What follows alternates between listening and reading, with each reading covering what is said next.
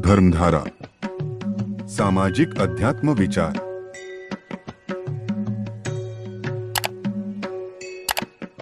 राम राम हरे हरे, हरे कृष्ण कृष्ण कृष्ण हरे हरे, हरे राम राम राम हरे हरे, हरे कृष्ण कृष्ण कृष्ण हरे हरे, हरे राम राम राम हरे हरे, हरे कृष्ण कृष्ण कृष्ण हरे हरे, हरे राम राम राम हरे हरे, हरे कृष्ण कृष्ण कृष्ण हरे हरे, हरे राम राम राम। श्री ज्ञानदेव पंढरीनाथ भगवान की जय। माऊली ज्ञानेश्वर महाराज, जगद्गुरु संत तुकाराम महाराज की जय। तुंगेश्वर भगवान की जय।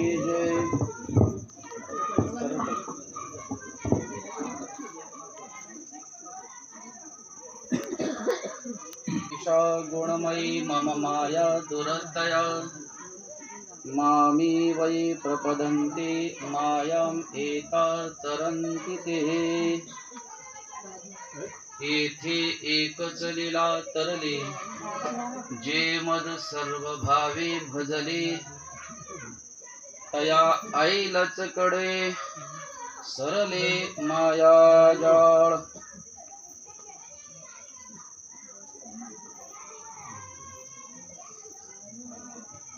प्रस्तुत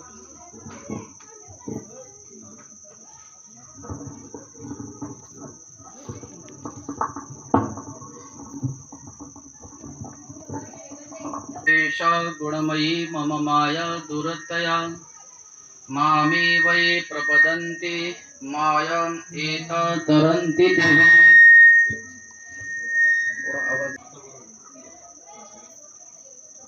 प्राप्त प्रसंगी सर्व पाटील परिवार आणि संपूर्ण ग्रामस्थ, आपला सर्वांची असणारी कुळदेवता आणि या कुळदेवतेचा असणारा उत्सव, या उत्सवाच्या निमित्ताने आपण सर्वच अतिशय उत्साही असतो आणि त्या निमित्ताने आपल्याकडनं काहीतरी आपल्या कुळदेवतेच्या माध्यमातून आपल्या इष्ट देवतेपर्यंत जाण्याचा जो आपला जीवाचा प्रवास आहे, नाम तुमची आमची साधना आहे आणि त्या साधनेच्या असणाऱ्या सिद्धतेपर्यंत पोचण्यासाठी जीवाला खऱ्या अर्थाने आपल्या स्वधर्माच्या अनुषंगाने ज्या वेळेला तुमचं आमचं मार्गक्रमण होते, नाम तुमची आमची उपासना चालू असते, त्यावेळेला तो स्वधर्म आपल्या स्वच्या अनुसंधानापर्यंत घेऊन जात असतो आणि त्यामध्ये सगळ्यात अतिशय महत्त्वाची भूमिका जर कोणाची असेल तर आपल्या कुळदैवतेची आहे। काय करते कुळदेवता? जसं तुमचं आमचं सर्वांगीण असणारा प्रपंच नाम संसार सांभाळत असतो तुम्ही आम्ही, आणि ते सांभाळत असताना तुमच्या आमच्या प्रत्येक क्रियेला शक्तीची गरज असते। शक्तीचा आधार जिथं जिथे असेल त्या त्या ठिकाणी ती असणारी उन्नती शक्तीमध्येच दडलेली आहे आणि म्हणून ती शक्ती तुम्ही आम्ही इतरत्र शोधण्यापेक्षा त्या तुमच्या आमच्या कुळदेवतेच्या माध्यमातून, आपल्या आईच्या माध्यमातून जर शोधायचा प्रयास केला तर मला वाटतंय इष्टही प्राप्त होतंय आणि जीवाचं असणारं इच्छित जे स्वरूप आहे त्या स्वरूपाच्या असणाऱ्या अनुसंधानावर आरूढ होण्यासाठी ज्या शक्तीची गरज आहे ती शक्ती सुद्धा आणि आपली माता आपल्याला काय करत असते? प्रदान करत असते। त्यामुळं स्वधर्म जो जीवाचा आहे तो स्वधर्म काय आहे? तुम्ही देवता ते भजाल, देव तुम्हा तिष्ठते आणि परस्परा घडेल प्रीती जेत। मग तुम्ही जे करू म्हणाल ते आधीच सिद्धी जाईल. बरोबर आहे सांगतात. तुम्ही देवता ते भजाल. का कुळदेवता पूजायची, का देव पूजायचे, का तुमच्या आमच्या धर्माचं पालन करायचं? तर याचं एकमेव कारण प्रत्येक जीवाची अंतकरणातली एक इच्छा नाम स्वभाव काय आहे, मला माझं सुख प्राप्त झालं पाहिजे. मग ते सांसारिक असेल किंवा पारमार्थिक असेल. या दोन्ही सुखाचं अधिष्ठान जर काय असेल तर तुमचा आमचा स्वधर्म आहे. तो स्वधर्म म्हणजे काय? तुम्ही देवता ते भजाल. देवाची पूजा अर्चा सेवा जे तुम्हाला तुमच्या असणाऱ्या यथाशक्ती कर्मयोगाने असेल, बुद्धियोगाने असेल, ज्ञान योगाने असेल, सेवाभावाने असेल, ज्या ज्या अनुषंगाने जसं करता येईल त्या त्या अनुषंगाने काय करायचं आहे, यथाशक्ती आपल्या दैवतांचा आपण पूजा करायची आहे. पूजा करण्यातला फायदा काय आहे? तुम्ही देवता ते भजाल, देव तुम्हा तिष्ठते. काय होणार? ती देवी दैवता काय करतात? आपल्यावर वरदहस्त ठेवतात. आणि देवी देवतांचा वरदहस्त काय करतो? तर त्यांचं स्वरूप सुखाचं आहे. त्यांच्याकडे यत्चिंतित मात्र कुठल्याही प्रकारची दुःखाची छटा नाही. जीवाच्या कडे दुःख आहे आणि तिथे काय आहे? सुख आहे. जीवाला अपेक्षा सुखाची आहे, पण ते आहे त्यांच्याकडं. मग आता आपली मैत्री जर तिथे दृढ झाली, तुम्ही देवता ते भजा, देव तुम्हा काय होईल? तिष्ठतील. परस्परा घडेल मैत्री जेत किंवा प्रेम जेत. काय होईल? देवतांचं आणि जीवाचं एक असं नातं तयार होईल.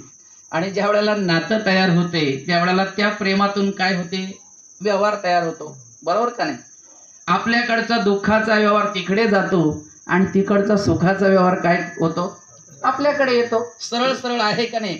लोकांच्या मनामध्ये संभ्रम काय आहे का? हिंदू धर्मामध्ये अनेक देवी देवता आहेत आणि हिंदू हा त्या ठिकाणी त्या देवी देवतांच्या मागे लागून आपल्या आयुष्याची अनमोल असणारी जी आयुष्याची मर्यादा आहे ते संपवतो. हे त्याचा व्यर्थ विचार आहे असं नास्तिकवाद्यांचं मत आहे.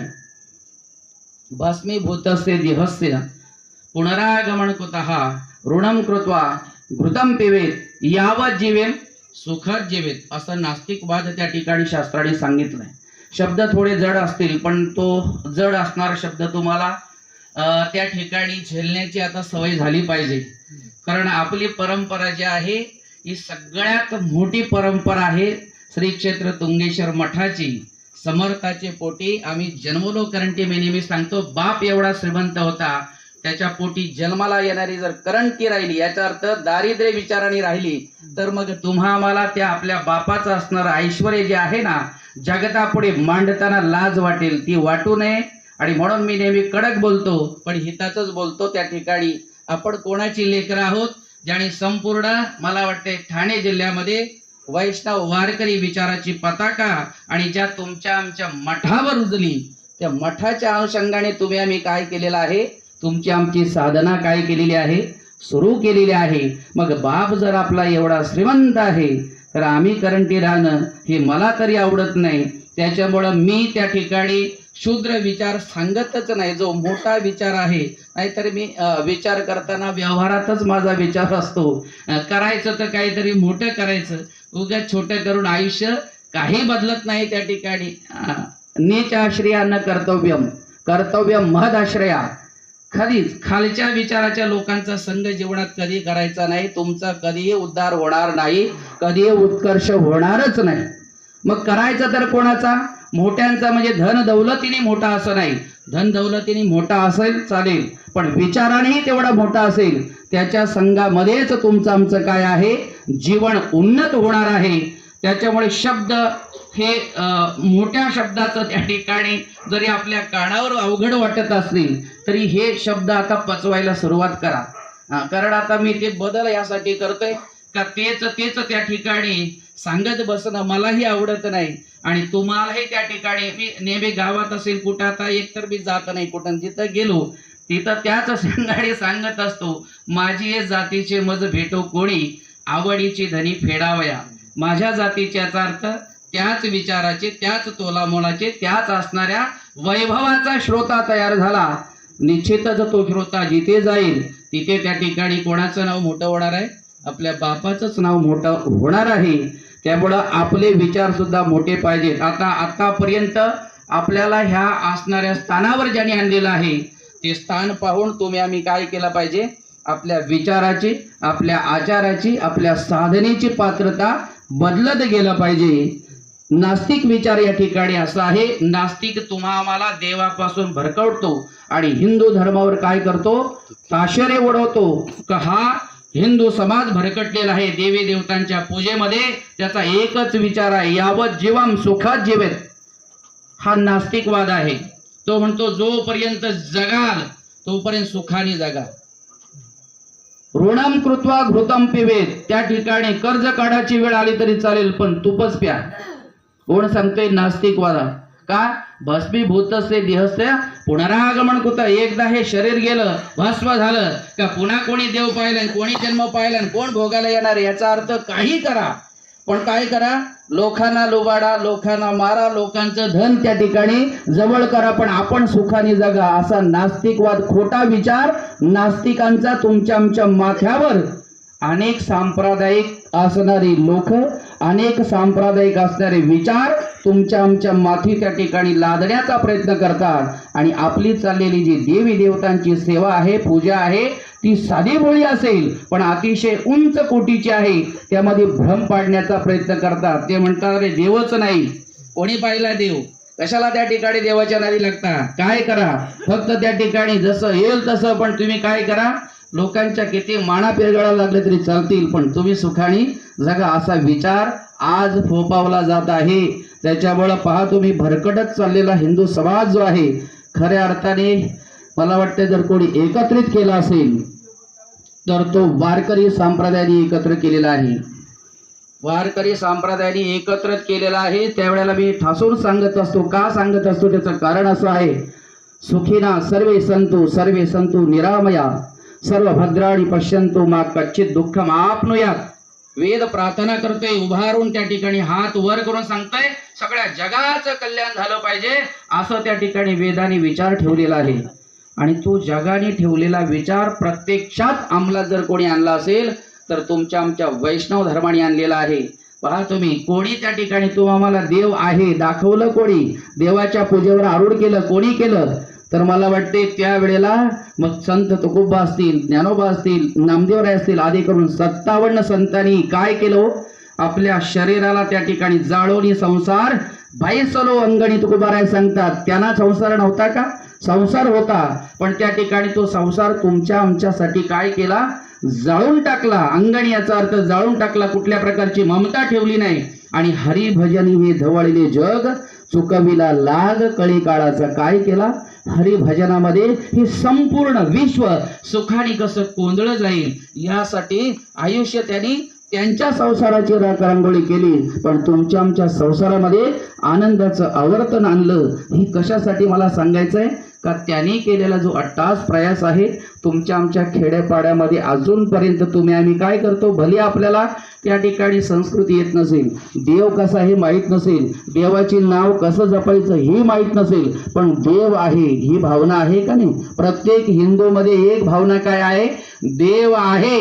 आणि हीच सत्य भावना तुमची आमची आहे. तुम्हाला जसा दिसेल, जसं तुमच्या आणि बुद्धीमध्ये प्रकाश पडेल तसा तो त्या ठिकाणी देव तुम्ही काय करायचा आहे या भावनेतच पुजायचा. मग तुळशीला पाणी का घालायचं हा नास्तिकवाद ऐकायचंच नाही, घालत राहायचं. सूर्याला अर्घ्य का द्यायचं, देत राहायचं. त्या ठिकाणी ऐकत बसायचं नाही. का ऐकत बसल्यानंतर त्या ठिकाणी दिवसेंदिवस व्यर्थ जात संसार ना त्या ठिकाणी. आणि ज्ञानोबा सांगतात रे, प्रत्येक क्षणाक्षणाला काय आहे, तुमचा आमचा संसार नाम देहरूपी असणारे आयुष्याची मर्यादा काय होत चाललेली आहे, कमी कमी होत चाललेली. आणि मग अनेक बुद्धीचे तरंग क्षणोक्षणा पालटे रंग, धरू जाता संग होय बाधक. अनेकांचे अनेक विचार ऐकता आता ते एखाद्याने समजा टाकलंच. मी नेहमी सांगतो पहा, जो आहे का रे नास्तिकवाद जो आहे ना, हा नास्तिकवाद तुम्हाला देवापासून भरकटल्याशिवाय राहणार नाही. म्हणून नास्तिकवादाच्या मागे तुम्ही आम्ही हिंदू संस्कृतीने लागायचीच गरज नाही. तुम्ही आम्ही खेड्यापाड्यामध्ये तुमच्या आमच्या संप्रदायाने जो विचार सांभाळलेला आहे तोच विचार पुढे घेऊन जायचा. पाखंडाची दरकुटी मोडी, वाघवाद अव्हाटे, कुतर्काची दृष्टी सावजे फेडी. प्रार्थना केली ज्ञानोबारायांनी, काय प्रार्थना केली, हे माझ्या जीवनामध्ये बाकी देवा काही देऊ नको, काय कर पाखंडी लोक माझ्या आजूबाजूला येऊ देऊ नको. कोणी सांगितलं? स्पष्ट सांगितलं ज्ञानोबाने, पाखंडाचे दरपुटे मोडी. याचा अर्थ ते दरीतच टाकणारे आहेत, त्यांचे मोडी. याचा अर्थ ते माझ्या आजूबाजूला नको. पाखंडाचे दरपुटे मोडी. वाद अवघाटे, नको तिथं वाद घालणारे आहेत ना, त्यांना बाजूला. अवघाटे माझ्या वाटेच्या समोर सुद्धा येऊ देऊ नको, बाजूला टाक. वाद अवघाटे. कुतर्काचे दृष्टे सावजे फेडी. कुतर्क करणारे जे आहेत ना, ती सावज नाम श्वापद बाजूला जाऊ दे. श्रीकृष्ण गोडी माते सर्वत्र करी ओसरते, राणी व वैसवी श्रोतिया ते श्रवणाची या. प्रार्थना केली का हा जो ऐकणारा वर्ग आहे ना, हा त्या ठिकाणी मोक्ष लक्ष्मीच्या असणाऱ्या अधिष्ठानावर अधिष्ठित झाला पाहिजे, असं माझ्या मुखातून जाऊ दे. बाकी हे सगळे मला काय होऊ दे, बाजूला जाऊ दे. का? हे तर स्वतःही करत नाही, आणि जे करतात त्यांचीही काय करतात, दिशाभूल करतात. परिणाम काय होतोय ते तर त्या ठिकाणी त्या नरकाच्या द्वारामध्ये पडलेलंच आहे. पण तुम्ही जर त्या ठिकाणी सन्मार्गाला लागलेला आहात, खचितच मी नेहमी सांगतो, तुळशी काष्ट संभूतम माला वहती नरा तद्देहम पातकम नास्ती सत्यमे तन्मय उच्यते. नारद पुराणामध्ये नारदांनी सांगितलं, ज्या क्षणी तुळशीची माळ घातली त्याच क्षणी त्या जीवाला मोक्ष मिळाला. आता मोक्ष मिळवायची गरज राहिली नाही, आता फक्त त्या देवाचा आनंद घ्यायचा आहे. मग तो वारीच्या माध्यमातून असेल, कीर्तनाच्या माध्यमातून असेल, श्रवण त्या ठिकाणी प्रवचनाच्या माध्यमातून असेल, दिंडीच्या माध्यमातून असेल, देवी देवतांच्या पूजेच्या माध्यमातून असेल, जिथून तुम्हाला देवाचा आनंद मिळेल तो तुम्ही आम्ही घेण्याचा प्रयत्न करणं. आनंद आपलं स्वरूप आहे, आणि त्या स्वरूपाच्या प्राप्तीसाठी ही सगळी तुमची आमची काय आहे, खचितच त्या ठिकाणी प्रार्थना आहे. आणि म्हणून त्या ठिकाणी असे जे नष्ट कुशस्थ पाखंडी आहेत ना, यांच्या जर नादी तुम्ही आम्ही लागला तर खचितच त्या ठिकाणी उद्धाराचा तर मार्ग सोडून द्या, पण तुमचं आमचं आघात निश्चित ठरलेला आहे. पहा, मी गमतीने उदाहरण सांगतो, तुम्ही ऐकलं पण असेल. परंपरेने त्या ठिकाणी बाप त्या आपला रोज, जशी आपली कुळदेवता आहे त्या कुळदेवतेला असेल, हनुमंताचं मंदिर असेल, रोज जाऊन दिवा लावायचा. काळांतराने आता दिवा लावायचा नियम कोणाचा होता? आपल्या वडिलांचा. काळांतराने मला वाटते काळाच्या ओघाने बाप त्या ठिकाणी त्याचं निधन झालं. पण आपल्या बापाची परंपरा काय आहे, तर त्या ठिकाणी त्या मंदिरामध्ये रोज जाऊन दिवा लावायचा. बाप का लावत होता बापाला माहिती नाही, पण मात्र त्या ठिकाणी दिवा लावायचा हा नियम कोणाचा आहे? आपल्या वडिलांचा. म्हणून त्या ठिकाणी तो त्याचा जो मुलगा आहे तो त्या ठिकाणी बापाचा नियम पुढे चालवण्यासाठी दिवा लावायला गेला. एक नास्तिक त्या ठिकाणी मिळाला, अरे बापाने काय दिवे लावले? याचा अर्थ त्याला काय सांगायचं आहे का तुझा बाप जो आहे तो मंदिरामध्ये दिवा लावता लावता त्या ठिकाणी निघून गेला, आणि तुझ्या प्रपंचाची धुळदाण झाली, प्रपंचावर लक्ष नाही, काय देव देव करत राहिलं, काय त्याने उन्नती केली, आणि तू पण त्याच्याच पावलावर पाऊल ठेवून चाललाय. बरोबर? मला फक्त एवढं सांग, या दिव्यामध्ये प्रकाश आला कुठून? कोण सांगतोय? नास्तिक. आता हा साधा भोळा, तुमची आमची साधी भोळी जी भक्ती आहे ना, ही साधी भोळीच भक्ती तुम्हा आम्हाला उच्चतम स्थान प्राप्त करून देते. विद्वान जे आहेत ना, हे विद्वान कलेने तुम्हाला सांगण्याचा प्रयास करतील, पण अंतकरणात त्यांच्या भक्ती असेलच अशी नाही. आणि ज्याच्या अंतकरणातही भक्ती आहे आणि त्याच्याकडे तेवढी विद्वत्ता पण आहे, त्याच्या संघाने उद्धार झाल्याशिवाय राहणार नाही. तिथं व्यवहार नसतो, प्रेम असते, तिथं उद्धारच उद्धार आहे. मी अनेकांच्या बाबतीत सांगत नाही, मला ती आवडत पण नाही, पण माझी जी आहेत ना त्यांच्यासाठी मला सांगावंच लागतंय. इथं व्यवहार नाही, तर इथं काय आहे? प्रेमाचा त्या ठिकाणी संबंध आहे. आणि प्रेमाच्या संबंधातून जर तुम्ही आम्ही तुमचं आमचं असणारं प्रेम जर जोपासलं नाही, तर मला वाटते तुम्ही लोक आमच्यावर विश्वास ठेवता, आणि आम्ही तुमच्या विश्वासाला जर तडा घालवली तर मला वाटते आम्हाला तडा जातील तेवढ्या तुम्हाला जाणार नाही. तुमचं तर सहज विश्वासाने तारणं होईल, पण आमच्या गेलेल्या तडा कधी त्या ठिकाणी सांधल्या जाणार नाही. याचं आम्हीही त्या ठिकाणी काय केलं पाहिजे? अवलोकन केलं पाहिजे. बराच त्या ठिकाणी विचार विमर्श झाला. तो आता तो साधा भोळा त्याचा नियमित फक्त बाबा लावत होते, मी दिवा लावते. बरोबर? का देव पूजावे? आमचे वडील पूजत होते म्हणून आम्ही पूजतोय. का या ठिकाणी देवीची पूजा करायची? आमच्या परंपरेने पूजले, आमच्या कुळाने पूजले म्हणून आम्ही आता ते काय करतोय? पूजतोय. भले त्यातलं आम्हाला ज्ञान नसेल, पण पूजताना आनंद आहे का नाही? बरोबर का नाही? आता तो आनंद आहे म्हणूनच तुम्ही या ठिकाणी देवीच्या निमित्ताने जमला, नाही तर कोण कोणाच्या घरात बसायला जात नाही. बरोबर का नाही? बरं, गेला घरात बसायला तर काय करेल त्याची गॅरंटी नाही. अशी अवस्था आज विचाराच्या माध्यमातून झाली का? जो तो आपला विचार कसा श्रेष्ठ आहे तेच तुम्हाला सांगायचा प्रयत्न करतो. बरोबर का नाही? काय आहे, मी जर तुमच्या घरात आलो तर तुमचं ऐश्वर पाहून त्या ठिकाणी मला जर त्या ठिकाणी थोडंसं काय क्लेश तयार असेल का, होते असं. पुढीलांची पाहुणी धवलारे मोठी मोठी घरं पाहिली का झोपडीत बसणाऱ्याला काय होतंय, थोडीशी त्याच्याबद्दल जलन तयार होते का, समोरच्याचं सुख जे आहे ते पाहत नाही. मग पाहिल्यानंतर मग तो तुमच्या असणाऱ्या ऐश्वर्याच्या बाबतीतला विचार सांगणार नाही, तो वेगळाच सांगेल काय हे सगळं नश्वर आहे का.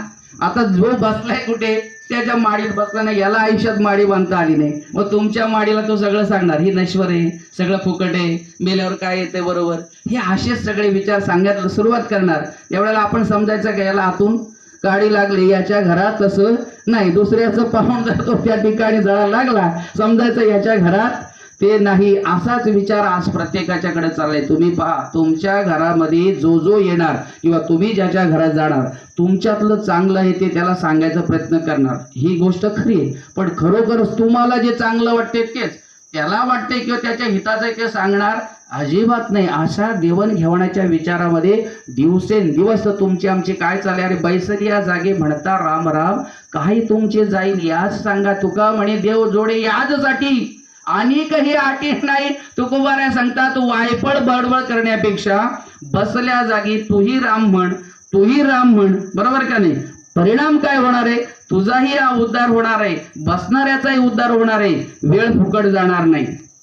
बरोबर. पण दिवसभर गप्पा मारत राहिला, याच्या घरी चहा प्यायला 4 तास आणि पुन्हा तिथून उठला तो त्याच्या घरी गेला 4 तास 8 तास काय घालवले, चहा पिण्यावर घालवले. काहीच शून्य व्यवहार झाला. फायदा काय? अरे तुका म्हणे हित होय तो व्यापार करा, काय फार शिकवाय परमार्थ काय असं जास्त शिकवण्याची गरज नाही. ज्याच्यात आपलं हित आहे ना त्याला परमार्थ म्हटलेलं आहे. मग आता दिवसभर समजा आता एक दिवस गेला, बरोबर का नाही, किंवा त्या ठिकाणी गेले तुम्ही, याच्या घरात पत्ता खेळा आणि त्याच्या घरात पत्ता खेळा, काय होणार तुमचं?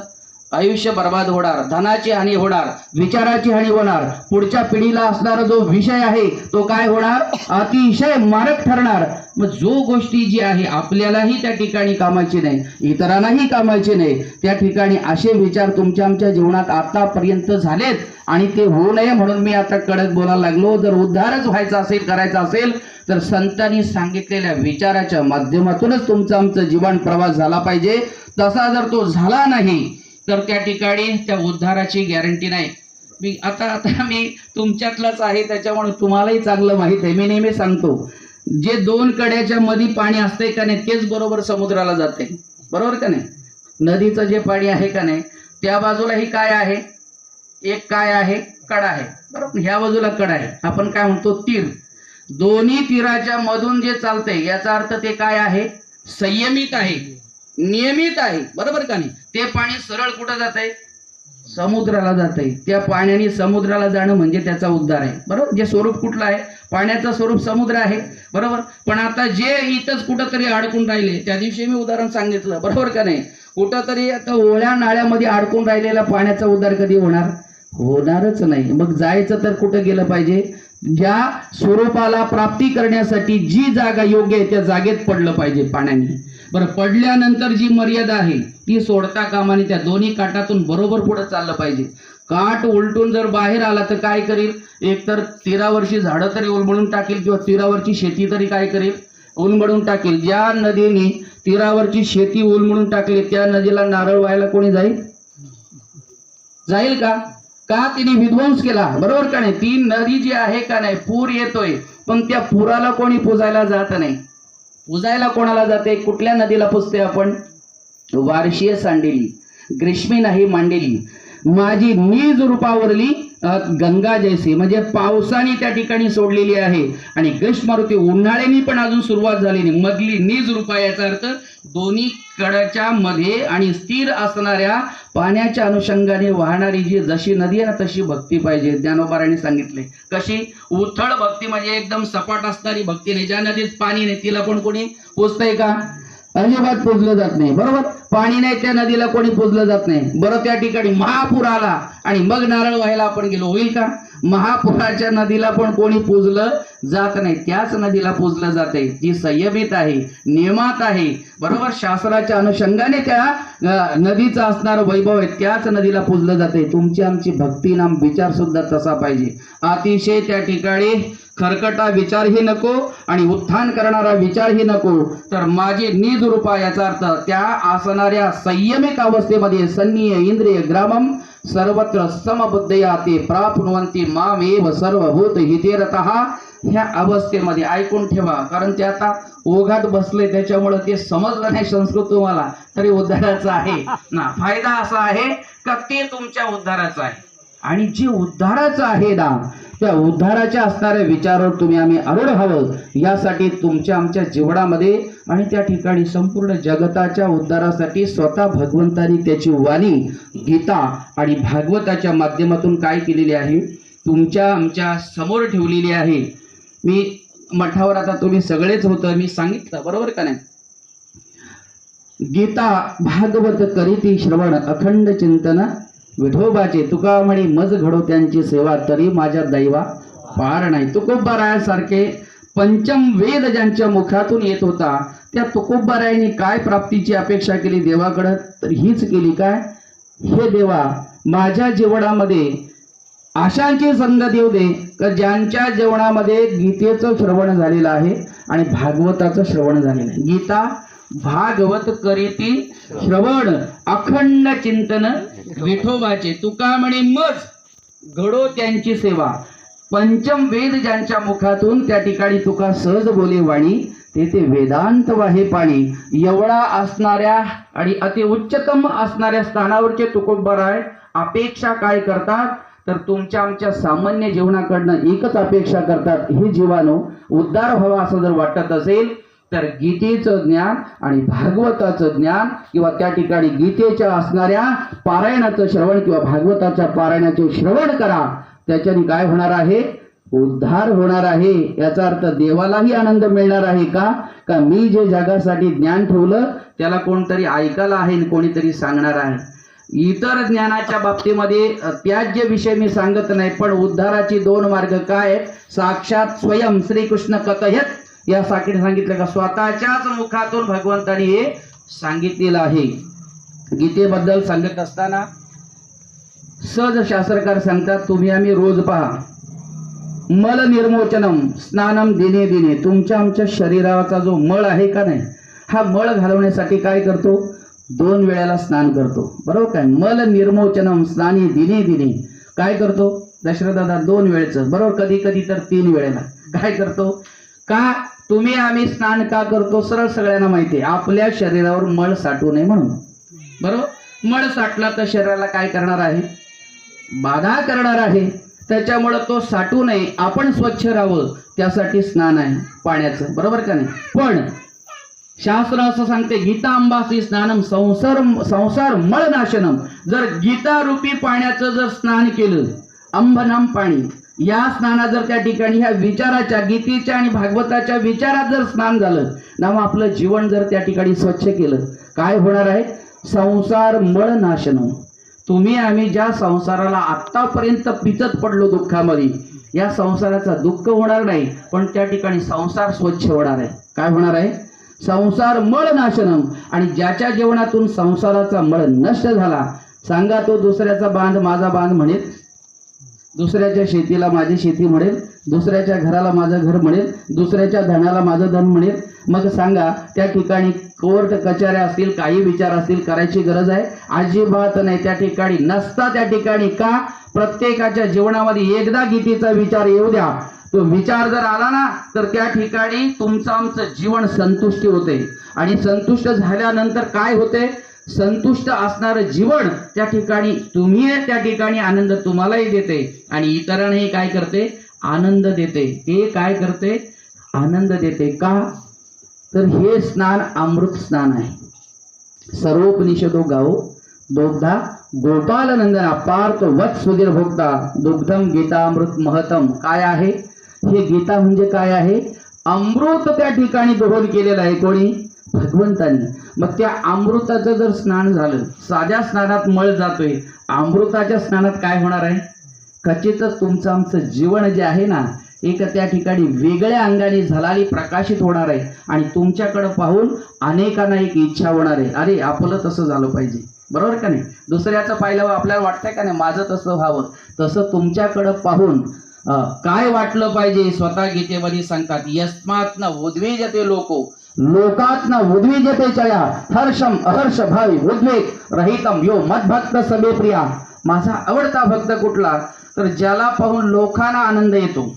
पाहिल्याबरोबर पहा तुम्ही, तुम्हाला पाहिल्यानंतर मला आनंद येतो, मला पाहिल्यावर तुम्हाला येतो का नाही, बरोबर का नाही? काय येतोय तर त्याचा येण्याचं एकमेव कारण का तुम्हाला पाहिल्याबरोबर जर जगाला आनंद होत असेल तर समजायचं तुम्ही काहीतरी मिळवलेलं आहे, आणि तुम्हाला पाहिल्यानंतर जर द्वेष तयार होत असेल तर तुम्ही काहीतरी गमावलेलं आहे.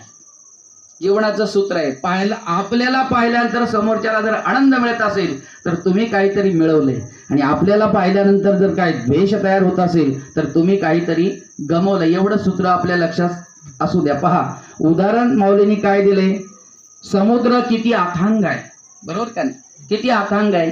त्या समुद्रामध्ये असणारे जलचर नाम अनेक प्रकारचे प्राणी ते किती अथांग आहेत. एक एक मासा दोन दोन मला वाटतं आपला पंचक्रोशीला पुरेल एवढा मोठा आहे, बरोबर का नाही? सहज शेपटी मारली तर 5-6 गाव एकदम घेऊन जाईल एवढा मोठा मासा कुठं असतो, समुद्रामध्ये. पण त्या एवढ्या मोठ्या असणाऱ्या माशाचा समुद्राने कधी असावा हे केलं का, द्वेष केला का? अरे एवढा तुझा तुझ्यामुळे एवढं ढवळलं जाते, एवढं ते काळवलं जाते, तू माझ्यापासून बाजूला होतंय का कधी? अजिबात नाही, बरोबर का नाही? समुद्र खंती नाही, त्या ठिकाणी समुद्राला खंती नाही. बरं एवढा आगाध असणारा समुद्र याची त्या माशाला सुद्धा भीती आहे का मी बुडेल म्हणून? का नाही तर ते त्या ठिकाणी तैसा उन्मत्त या जगी. ज्ञानोबा सांगतात जग किती जरी उन्मत्त असलं तरी तुम्ही तुमच्या साधनेमध्ये जर सुदृढ असाल तर त्या ठिकाणी जसं समुद्राला पाहून समुद्रातल्या जलचराला कुठल्या प्रकारची भीती नाही, आणि जलचरांचा असणारा क्रीडाविहार पाहून सुद्धा समुद्राला कुठल्या प्रकारची ग्लानी नाही, तसं जगतामध्ये जगापासून तुम्हाला कुठल्या प्रकारची भीती नाही आणि जगालाही तुमच्यापासून कुठल्या प्रकारची भीती नाही. अवघी आनंदाची व्याप्ती, आनंदाचे तरंग जे आहे ना ते झाले पाहिजेत, आणि ते होण्यासाठी गीतेच्या असणाऱ्या विचाराची तुमच्या आमच्या जीवनामध्ये गरज आहे. आणि म्हणून मी माझ्या जीवनात विचार त्या ठिकाणी प्राधान्याने मांडत असताना गीता हा माझा म्हणजे मला वाटते खऱ्या अर्थाने श्वास आणि प्राण बनवलेला आहे. त्याच्यामुळे इतर शास्त्र माझ्या जीवनामध्ये येतील जातील पण गीता माझ्यातून जाणार नाही. आता तुम्हाला सांगू नये पण 18 अध्याय गीतेचे रोज त्या ठिकाणी पारायण करावंच लागतंय. 18 अध्याय झाल्याशिवाय मी फोनच ओपन करत नाही. कितीही फोन आले काय हे सांगतं, याचं कारण असं आहे जीवन कसं बनलं पाहिजे. सुंदर जीवन आहे आणि हे विचार अतिशय सुंदर आहेत, आणि अशा सुंदर विचारातून जीवन तुमचं आमचं सुंदर व्हावं हा प्रयास आहे. आणि तुमच्या आमच्या मातीमध्ये तुम्ही आम्ही जन्माला आलेला आहात. तुमच्याकडे एक विशिष्ट गुण आहे, माझ्याकडे एक विशिष्ट गुण आहे, तुमच्याकडे एक विशिष्ट प्रत्येक असणाऱ्या. मी नेहमी सांगतो पहा तुम्ही हार बनवल्यानंतर बरोबर का नाही या हारामध्ये अनेकविध प्रकारची फुलं आहेत, बरोबर का नाही? पण अनेकविध प्रकारची फुलं ज्या वेळेला असतात त्यावेळेला ते हार गुंफल्यानंतर एकत्र येतात, बरोबर? एकत्र आल्यानंतर त्या ठिकाणी तो हार कुठे जातो, देवाच्या गळ्यात जातोय, बरोबर का नाही? देवाच्या गळ्यात गेल्यानंतर कुठल्या फुलांनी म्हणावं का माझ्यामुळे देवाला सगळ्याच त्या ठिकाणी गेल्यामुळे तो हार सुशोभित आहे. त्याच्यामुळं देवाच्या गळ्यात शोभणारा हार एका फुलाने शोभत नाही तर सर्व फुलांचा त्यामध्ये काय आहे तेवढाच सहभाग आहे. बरं फुलांचा सोडा ज्यामध्ये असणारे, आता तसं फुल नसताना हे दोरा तुमच्या गळ्यात कोणी घालेल बरं? घातला तर काय सन्मान होईल? देवाच्या गळ्यात कोणी घालेल नाही. पण तो दोरा याच्यामध्ये ओवल्यामुळे काय झाला, दोऱ्या सकट स्वाभिमान आहे का नाही? काय आहे? दोऱ्या सकट त्या ठिकाणी याचं त्या ठिकाणी काम काय, पुष्प मकरंद आहे म्हणून तो शोभला जाईल. याचं काय?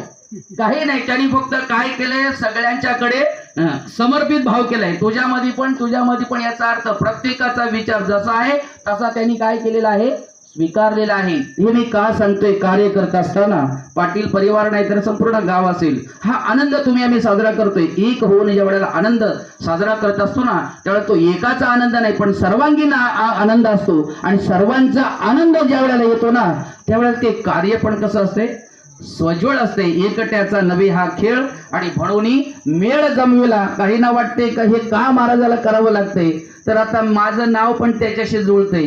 जो खटखट नटखट आहे का नाही, सहज सुनीलू तर कृष्णाचंच नाव आहे. मी त्या ठिकाणी शोधलं तर माझ्या नावात असं काय आहे तर बरेच मला त्या ठिकाणी म्हणजे सगळ्या अंगाची लोक एकत्र करायची इच्छा होते. त्याचं कारणच असं आहे, करशी इथे कृष्णा, जो आकर्षण करतो त्याचंच नाव कृष्ण आहे. त्याचाच एक भाग माझ्याकडे आहे, त्याच्यामुळं माझ्या नावात तो सहज गुण आहे का मला जिथं गेले का तिथं माणसं मला जोडावीच लागतात किंवा जोडलीच जातात. एक नाही, आज ठाणे जिल्ह्याच्या माध्यमातून सगळं त्या ठिकाणी जोडणं चालू आहे. ठाणे जिल्हा त्या ठिकाणी वारकरी संप्रदायाच्या माध्यमातून जोडत आहे. न मागता माझ्याकडे हे सगळं तुमच्या आमच्या सगळ्यांच्या प्रेमामुळे येत चाललंय. याचं कारण काय आहे तर तुमचं आमचं जसं शुद्ध प्रेम आहे तसं भक्तीच्या स्वरूपानं या ठिकाणी साधनेच्या स्वरूपानं प्रेम करत असताना ते शुद्ध करावं, निस्वार्थी करावं, निरपेक्ष भावनेने करावं. त्यावेळेला त्याचा आनंदही तुम्हाला मिळतोय आणि त्याचा आनंदही इतरांना देता येतो. असा अतिशय उत्कृष्ट असणारा विचार ह्या गीतेमध्ये आहे. थोडासा आता वेळ होईल आपल्याला, पण आता तुम्हाला काय करावं, दांड्या काय खेळायच्या नाही, बरोबर का नाही? आणि दांड्यावाली काय मंडळी दिसत नाही, बरोबर.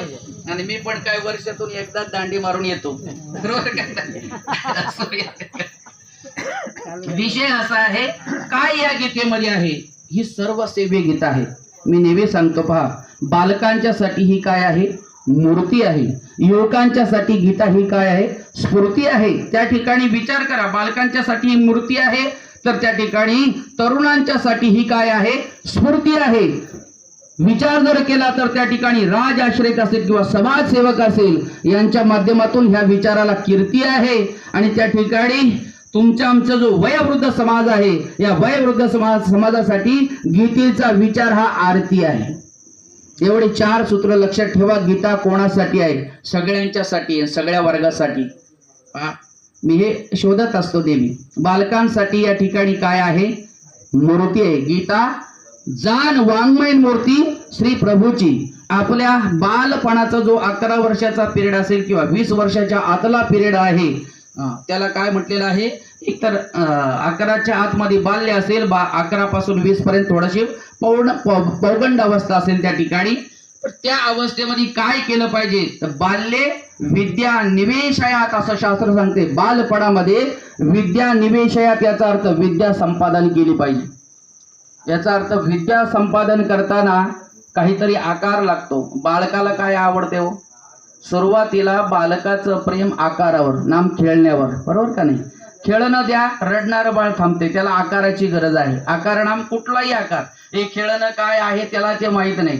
तुमचं काही असू द्या, आकार फक्त जवळ द्या का ते रडणं थांबतंय. आकार जो आहे ना हा महत्वाचा आहे. आकारावर त्याची बुद्धी काय होते, बालपणामध्ये केंद्रित होते. पण कुठल्या तरी आकारावर बुद्धी केंद्रित होऊन त्याच्यामध्ये तेवढा आनंद त्या ठिकाणी तयार होणार नाही. म्हणून आपल्याकडे ही प्रथा नाही. पण उत्तर भारतामध्ये बाळपणी त्या ठिकाणी विद्या संपादन करण्यासाठी बालकांना गुरुग्रही टाकलं जाते. आणि त्या ठिकाणी वेद, उपांग, या ठिकाणी उपदेश, उपनिषेध आणि गीता ह्या सगळ्याचा पाठ त्या ठिकाणी त्यांच्या जीवनामध्ये काय केलेला आहे, नित्य सेवन. तो आकार जो आहे ना त्यांचा आज पहा, गेल्यानंतर गुरुकुळ आश्रमातली मुलं पहा आणि आपली मुलं पहा, वय तेच असेल. विचार त्या ठिकाणी जर पाहिलं तर आपल्या मुलाचा विचार आणि गुरुकुळामध्ये शिकणाऱ्या मुलाचा विचार मध अंतर आहे. पाहिल्यानंतर त्याचं तेज वेगळं आहे. का तर त्याच्या जीवनाला आकार देण्यासाठी ज्या मूर्तीची गरज होती ती खेळणी दिली नाही, तर विचाराच्या माध्यमातून गीतेचं खेळणं द्या. याचा अर्थ काय, ही मूर्ती ही जी मूर्ती आहे ना, विचाराची मूर्ती नाम गीतेमध्ये असणारा विचार आपल्या मुलांच्या अवतीभोवती आणि त्या ठिकाणी खेळायला शिकवा का त्या ठिकाणी तोही त्या ठिकाणी आकार धरेल आणि ते असं बाळसं धरेल. मला वाटते का तो एवढा धष्टपुष्ट होईल विचाराच्या माध्यमातून का त्याला इतर खेळण्याची नाम कुठल्या प्रकारची असणाऱ्या भौतिक सुखाची लालसा त्याच्या जीवनामध्ये पदार्पण करू शकत नाही. मग त्या ठिकाणी वीजच्या आतमध्ये आपल्या मुलाला विचार जर द्यावा असं वाटत असेल तर आता सगळा सुशिक्षित महिलांचा विचार आता वर्ग आहे. याच्या अगोदरच्या महिला शिकलेल्या कमी आहेत, पण आताचा वर्ग सगळा ग्रॅज्युएशन झालेला आहे. या ग्रॅज्युएट झालेल्या सगळ्या वर्गाला मी सांगू इच्छितो का आपण आपल्या मुलाला काय करा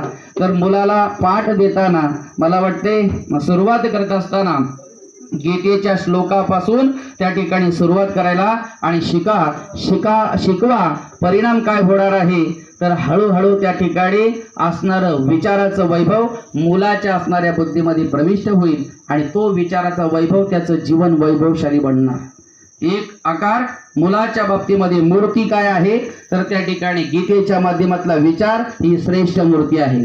तरुणांच्या बाबतीमध्ये स्फूर्ती काय आहे तर गीतेचा विचार आहे। पहा, गीतेची सुरुवात करत असताना ज्याच्याकडे एवढं ऐश्वर होतं त्या अर्जुनाकडे निवात कवचाचा टाळू फेडला, पवाडा तुवा केला गंधर्वासी, तुम्ही संग्रामी हरो जिंकला, ज्याने युद्धामध्ये हरुनाम शंकराला जिंकलं। आता कथाभाग जास्त होऊ नये म्हणून ऐकून ठेवा, कधीतरी मठावर मग ती कथा तुम्हाला सांगेल। आता थोडक्यात ऐकून ठेवा। मला शक्ती सांगायची, कोणाची? अर्जुनाची। किती शक्ती होते? जी संग्रामी हरू जिंकला म्हणजे संग्रामामध्ये हरू नाम त्या ठिकाणी शंकराला जिंकलं। निवात कवचाचा ठाव फेडला, देवाना जे दैत्य जिंकता आलं नाही ते अर्जुनाने जिंकून दाखवलं। बरोबर का नाही? कुठे?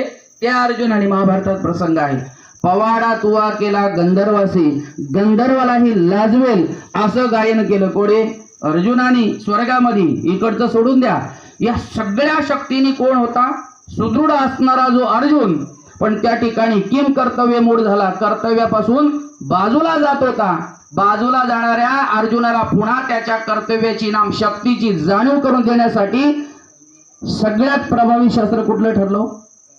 क्लैप्यमास्मगम पार्था नै तत्त्वयुपपद्धते शूद्रम हृदय दौर्बल्यम त्यक्त उत्तिष्ठ परम तप।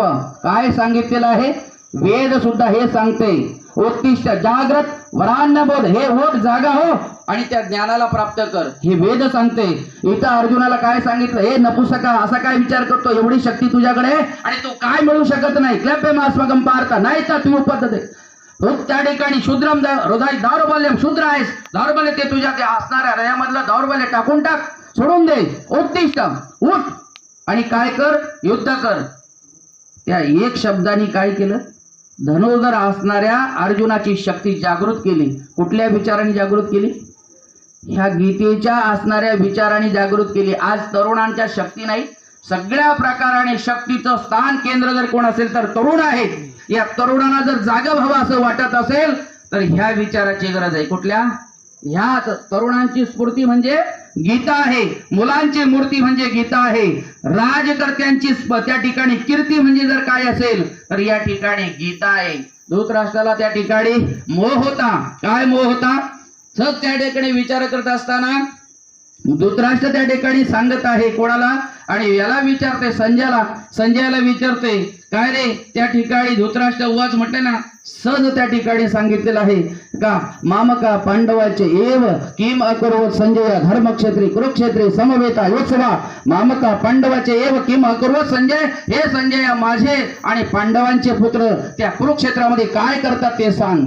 त्यावेळेला तो द्रष्टवाधिकम पांडम उडम दुर्योधना सदापासून या सगळ्या श्लोकाची त्या ठिकाणी हे करत असताना शेवटी त्या ठिकाणी याचं उत्तर दिले। शेवटच्या श्लोकात पहिल्या श्लोकाचं उत्तर 18 अध्याय पूर्ण झाल्यानंतर सांगितलं, यत्र योगेश्वर कृष्ण यत्र पार्थ धनुर्धरा तत्र श्री विजयोर विभूती ध्रुव नीतिर्मतिर्मम।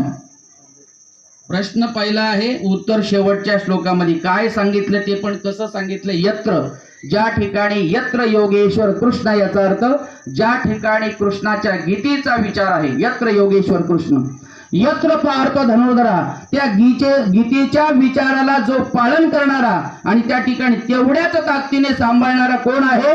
धनुर्धर आहे। तिथे काय आहे? तत्र श्री नाम लक्ष्मी आहे, विजय त्याच ठिकाणी, भूतीर ध्रुव नीतिर्मतिर्मम, त्याची कीर्ती ही अजरामर आहे। कुठे?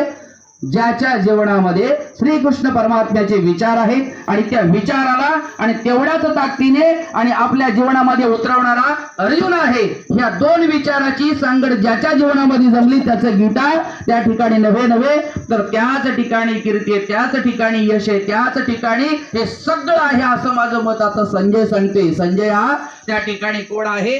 तर ज्ञानचक्षु आहे. जरी त्या ठिकाणी चक्षुहीन असणाऱ्या धृतराष्ट्राला त्या ठिकाणी सांगत जरी असला तरी हा कोण आहे? ज्ञानचक्षु आहे. हे कठीण जाईल तुम्हाला, पण मला हे का सांगावं लागते? आपल्या जीवनामध्ये उत्कर्ष व्हावा त्यासाठी ज्या विचाराची गरज आहे तो विचार गीतेचा आहे. आणि त्या विचार असणाऱ्या गीतेमधील 7व्या श्लोकातील 7वी बाळा आहे, बरोबर का नाही? 7व्या अध्यायातील आणि 14वा श्लोक आहे. आता आपण सुरुवात करतोय, बरोबर का नाही? हे मला हे का आणावं लागलंय का जे आपण सांगतोय ते किती महान आहे, बरोबर?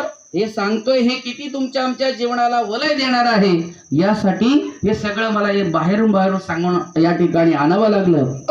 दैवीम येशाम गुणमयी मम माया दुरत्तया मामेव ये प्रपदन्ते मायाम एता तरन्ति ते. हे अर्जुना, माझी माया कशी आहे? दैवीम याचा अर्थ लौकिकाच्या पलीकडची, अलौकिक आहे. कशी आहे? दैवीम या शब्दाचा अर्थ काय आहे? अलौकिक आहे. लौकिक त्याला म्हणते तुमच्या आमच्या डोळ्याला जेवढं जेवढं दिसते हे सगळं काय आहे? लौकिक आहे. आणि लौकिक सगळं तुम्हाला मिळवता येते. विष की आहारी पडे समुद्र पायवाट जोडे एक वाघ ब्रह्म अभ्यासे थोकडे केले. ज्ञानोबाराने सांगितलंय लौकिकामध्ये सगळं मिळवता येते. विष पचवता येते, अभ्यास केलं सगळं करता येते, बरोबर का नाही? विष की आहारी पडे समुद्र पायवाट जोडे, समुद्रावर पायी चालता येते. हे सगळं लौकिक मिळवता येते. त्याच्या सगळ्या क्रिया आहेत. पण ते लौकिक म्हणजे देव नाही, आनंद नाही. त्याच्यामुळं वैष्णव संप्रदाय, वारकरी संप्रदाय सिद्धी लावी पिसे कोण तया पुसे नेले राज हंसे पाणी काय तिकडे लागत नाही. त्या येत नाही असं नाही, सगळ्या आहेत. अष्टमा सिद्धी ओळंगिती द्वारी 1 2 नाही 18 सिद्धी बाकीच्या 10 सिद्धी आहेत. त्या सगळ्याच्या सगळ्या हात जोडून उभ्या आहेत. पण वैष्णव वारकरी त्याचा स्वीकार करत नाही. का ते त्या ठिकाणी अधपतन आहे. आणि अधपतन त्या ठिकाणी वैष्णवाला वारकऱ्याला मान्य नाही. त्याच्यामुळे तो स्वीकारत नाही. असा विषय त्या ठिकाणचा आहे. का हे का त्या ठिकाणी सांगत आहे? हे अलौकिक आहे ना, हे तुमच्या आमच्या डोळ्यांनी दिसत नाही. लौकिक तुमच्या आमच्या डोळ्यांनी दिसतंय.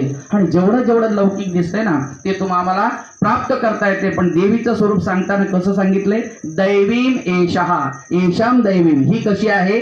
दैवीम याचा अर्थ अलौकिक आहे. बरं, अलौकिक आहे एवढंच आहे का? गुणमयी. कशी आहे? एकतर अलौकिक आहे पण पुन्हा गुणमयी पण आहे. आता एकच गोष्टी निर्गुण आणि तीच लगेच सगुण असं होणार नाही. पण इथं ते आहे. त्याचा अर्थ बराच आहे. जेवढा सांगायचा तुम्हाला ऐकण्याची जेवढी शक्ती असेल तेवढं सांगण्याचा प्रयत्न करतो मी. लौकिक आहे पण कशी आहे? गुणमयी आहे. बरं, ही अशी मग गुणमयी आहे तर गुणाच्या अनुषंगाने एखादा जीव म्हणेल का मग अशी असणारी माया, अशी असणारी दैवी शक्ती किंवा अलौकिक शक्ती ही मला प्राप्त होईल किंवा ह्या शक्तीपासून माझा या ठिकाणी तरुणोपाय मला करता येईल. तर त्यावेळेला भगवंत सांगतात जरी दैवीम एषा गुणमयी मम माया दुरत्तया, अशी माझी जरी माया असली तरी हे जीवा तुला ती तरुण जाण्यासाठी किंवा त्या मायेला जाणण्यासाठी तिची भेटी करण्यासाठी दुरापस्त आहे. पुन्हा अर्जुन खिन्न झाला.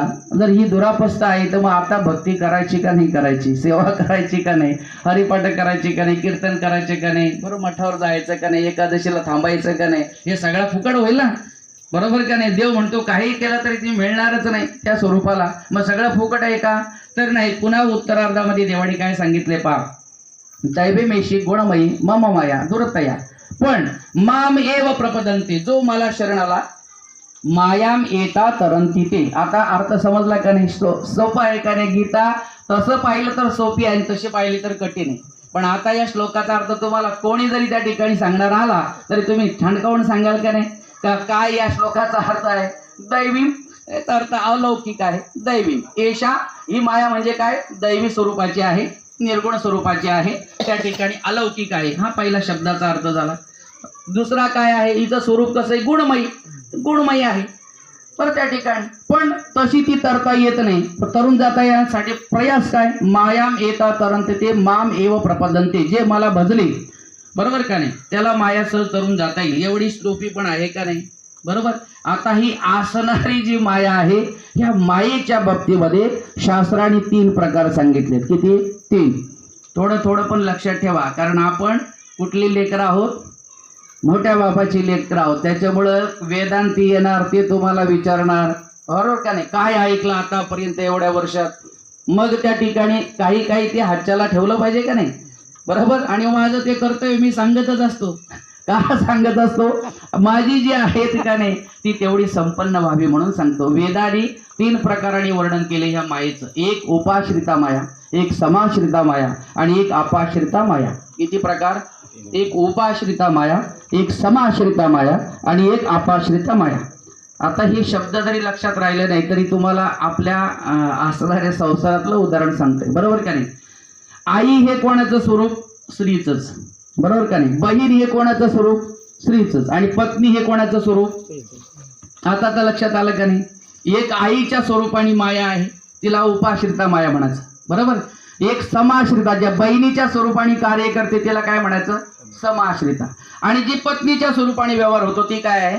अपाश्रिता माया. बरोबर का नाही? आता तर पटलं का नाही? म्हणजे वेदांत जर सांगणारे कोणी आले तर आमची जी आहे ती अडकू नये कुठं, तो सांगून जाईल. आम्हाला काही कळणार नाही उपाश्रिता काय, अपाश्रिता काय, समाश्रिता काय. आणि ते शब्द पाठच झाले पाहिजे असं काय नाही. पण हे तर कळतंय का रे? स्त्री एकच आहे. बरोबर का नाही? पण ती आईच्या स्वरूपात आहे, बहिणीच्या स्वरूपात आहे आणि पत्नीच्या स्वरूपात आहे. बरोबर.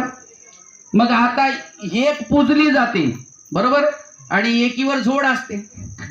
बरोबर का? तिच्या संघात रोज रडारड असते. असा परिणाम काय? तर तो सगळ्यांना अनुभव आहे. बरोबर का नाही? वेदाने काय सांगितले? मातृर देवभव. बरोबर का नाही? पूजलं कोण जाते? जी आईच्या स्वरूपाने स्त्री आहे तिची पूजा होते. बरोबर का नाही? काय होते? आईच्या स्वरूपाची जी आहे ती काय आहे? तिची पूजा होते. बरोबर. बहिणीच्या स्वरूपाची आहे तिची काय आहे? देवाणघेवाण असते. बरोबर का नाही? रक्षाबंधनला ती राखी बांधणार तर दिवाळीला तुम्ही भाऊबीज करणार. बरोबर का नाही? सोपं आपल्या भाषेमध्ये. बरोबर. आणि पत्नीच्या बाबतीतला व्यवहार जो आहे तो कधी सुखाचा तर कधी दुःखाचा. बरोबर का नाही? तो प्रत्येकाचा अनुभव आहे, ठाऊकच आहे. संसार दुःखाचा काय भरोसा आहे. बरोबर का नाही? वांगे कोणी खुडायचे याच्यावरून वाद होईल.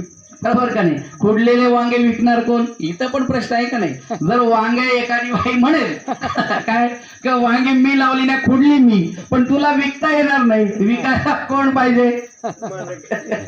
बरोबर का नाही? मग आता ती बाई म्हणेल का माझ्यामुळे वांगी झाली तर तो नाही व्यवहार, आणि विकणारा म्हणून मी विकलं म्हणून तर नाही, तो काय मिळून दोघा मिळून कुठे जो व्यवहार आहे तो इकडं दुःखाचा आहे. डोक्यावर ज्यावेळेला वांगी घेऊन जातोय दादाने का फुलं घेऊन, खुडाला बाई असेल तर विकायला दादा आहे, इकडं वांगे खुडाला बाई आहे तर विकायला दादा आहे. बरोबर का नाही? आता त्याच्या डोक्यावरचा तेवढा ताण, तो बोल एवढा ताण एवढा, ते आरडाओरडे सगळा करून तर ते त्याचं दुःख सांगेल. तर जी लावते ती सांभाळते पाणी घालते ती पण दुःख सांगेल. याचा अर्थ संसारामध्ये आपण सगळे संसारी आहोत का नाही? इथं आपली जी बाजू आहे ना, कधी आपली बाजूवर होणार तर कधी त्यांची बाजूवर होणार. फक्त नियम असा आहे, ज्याची बाजू वर असते ना, खाली जो असतो त्यांनी त्या वरच्या बाजूला नमस्कार केला का भांडण होत नाही. बरोबर का नाही? पण बाजू आपली खाली आहे ना, आपण जर वर सांगायला गेलो, बरोबर का नाही, दूधच काढत नाही, दूध माझं सांगायला गेलो मग जमणार नाही. म्हशी ओढतच नाही, मी त्या दिवशी पण सांगितलं, शेती पेरतच नाही, शेती माझी आहे, काय उपयोग आहे? बरोबर का नाही? जो पेरतोय तो सांगू शकतो हक्काने माझी शेती आहे. बरोबर. दूध काढणारा म्हणून इथं काढलंय. बरोबर. ह्या सगळ्या गोष्टी आहेत. म्हणजे संसारामधला जो व्यवहार आहे का नाही, या संसारामधल्या व्यवहारामध्ये आणि परमार्थामधल्या व्यवहारामधला फरक एवढाच आहे. आपण आता ज्या मातेला पोचतोय ही माता कुठली आहे? तर ही उपाश्रिता माया आहे. काय करते? उपाश्रिता माया जन्म देते. काय करते? जन्म देते. मग आता पुन्हा काहींचा असा भ्रम तयार होईल का तुम्ही विष्णुदास म्हणजे एकविध भाववाले. बरोबर का नाही? एक गावे आम्ही विठोबाचे ना, अनेकाचे काम नाही आता. बरोबर का नाही? देवालाच पूजणारे पुन्हा देवीला का पूजतात, असाही संभ्रम होईल. बरोबर का नाही? देव आणि देवी हे एकच स्वरूप आहे. सूक्ष्म स्थूळ भूते पाहता त्या ठिकाणी धनुबारा सांगतात का सूक्ष्म स्थूळ भूते चालिता परमहंसो शूळ पाणी देव देवी जयाचारे अंशो शुभाशुभ कर्मी न करी नामा चाळसो सुखे निरंतरी ध्यायी ध्यायी ऋषिकेशो ओम नमो भगवते वासुदेवाया. ज्ञानोबारायांच्या वासुदेवाचा प्रकार आहे.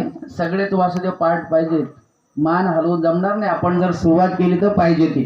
काय ज्ञानोबाराय सांगितले? सूक्ष्म आणि स्थूळ भूते चालित आहे परमहंसो. परमहंस एक त्या ठिकाणी भगवंताची क्रिया सांगितली. याच्यामध्ये सूक्ष्म आणि स्थूळ भूत नाम त्या ठिकाणी दिसणारी भूत आणि न दिसणारी भूत.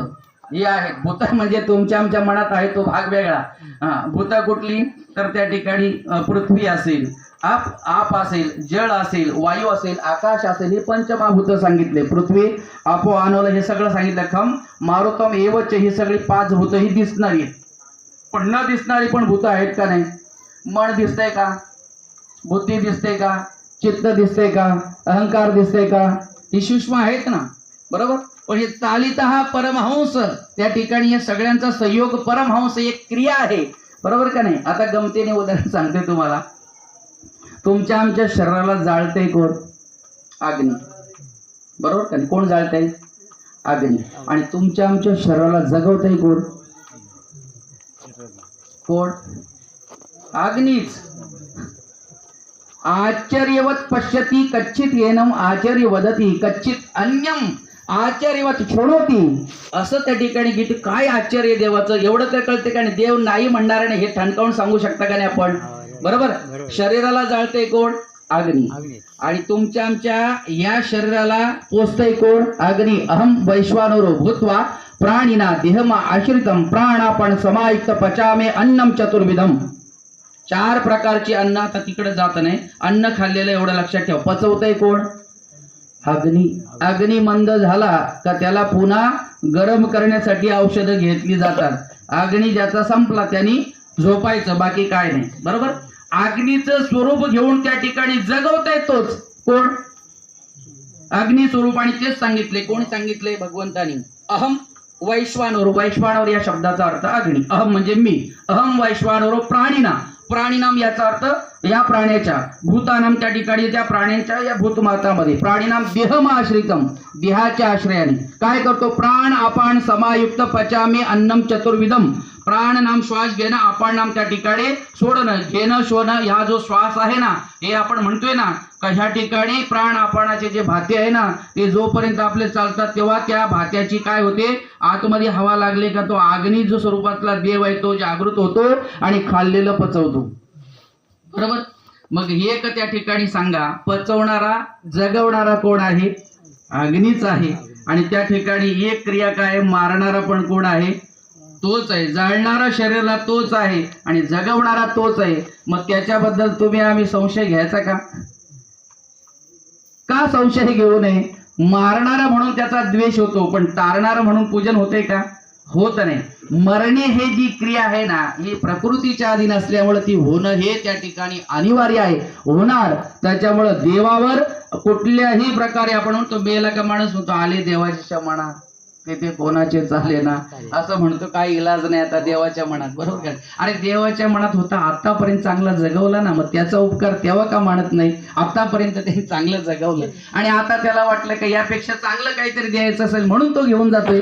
एवढा आनंदाने जर तुमचा आमचा व्यवहार झाला, परमार्थ किती सोपा आहे, किती आनंद आहे, काय अडचण येणार नाही. या ठिकाणी उपाश्रिता जी माया आहे ना, ही उपाश्रिता मायेचं स्वरूप सांगत असताना देवही तीच आहे आणि देवीही तीच आहे. काय झालेलं आहे?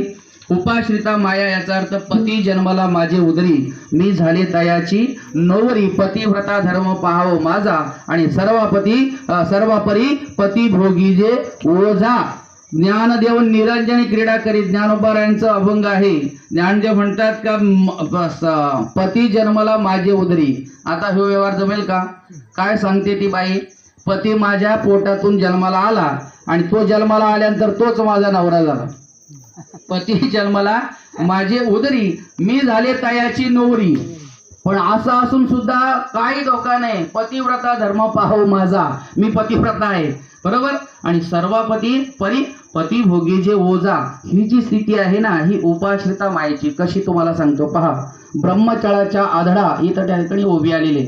ब्रह्म आचळ याचा अर्थ ब्रह्म स्वरूपाचा असणार आचल नाम पर्वतावर त्या ठिकाणी आधडा नाम त्या ठिकाणी संकल्प झाला. कुठला?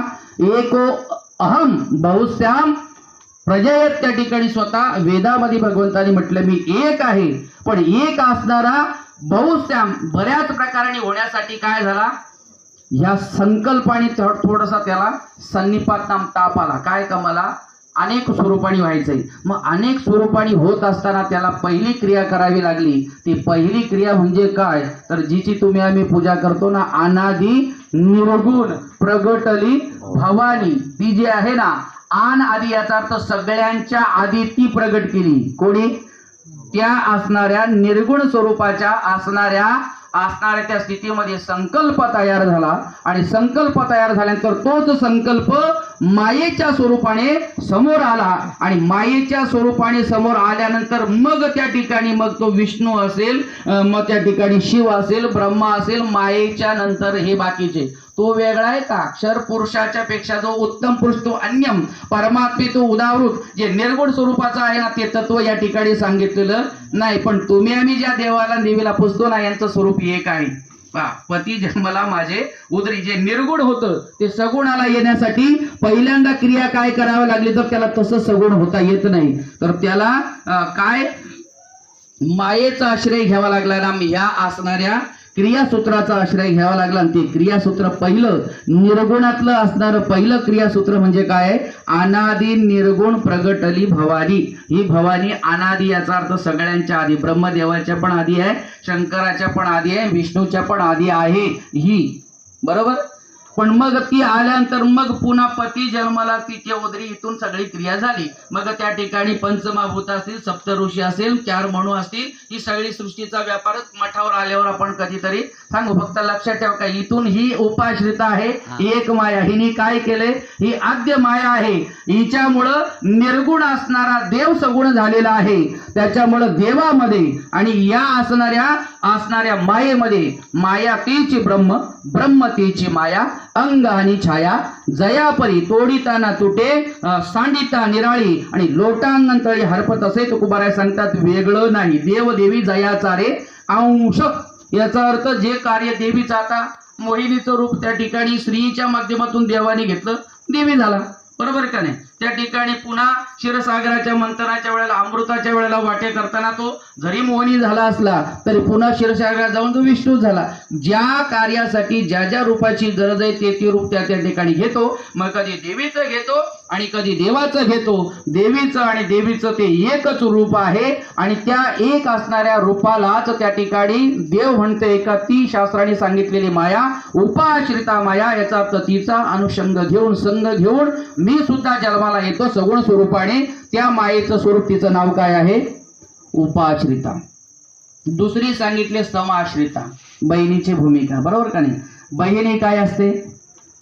कधी भावाचं त्या ठिकाणी आणि बहिणीचं खेळ असते का नाही. ही बहिणीची आणि भावाची असणाऱ्या रूपाचं कृष्ण परमात्म्याने ज्या वेळेला आणि गोकुळामध्ये अवतार घेतला त्यावेळेला 7वा जो गर्भ योग माया नेत नेवणी घाळीत, त्या ठिकाणी आश्चर्यवाणीत सर्व लोक लेवणी घातला. रोहिणी उदरी न कळे देवाबिन कोणा, देवाशिवाय ते कोणाला कळत नाही. त्यावेळेला जे रूप घेतलं मायेने ते कुठलं? समाश्रिता.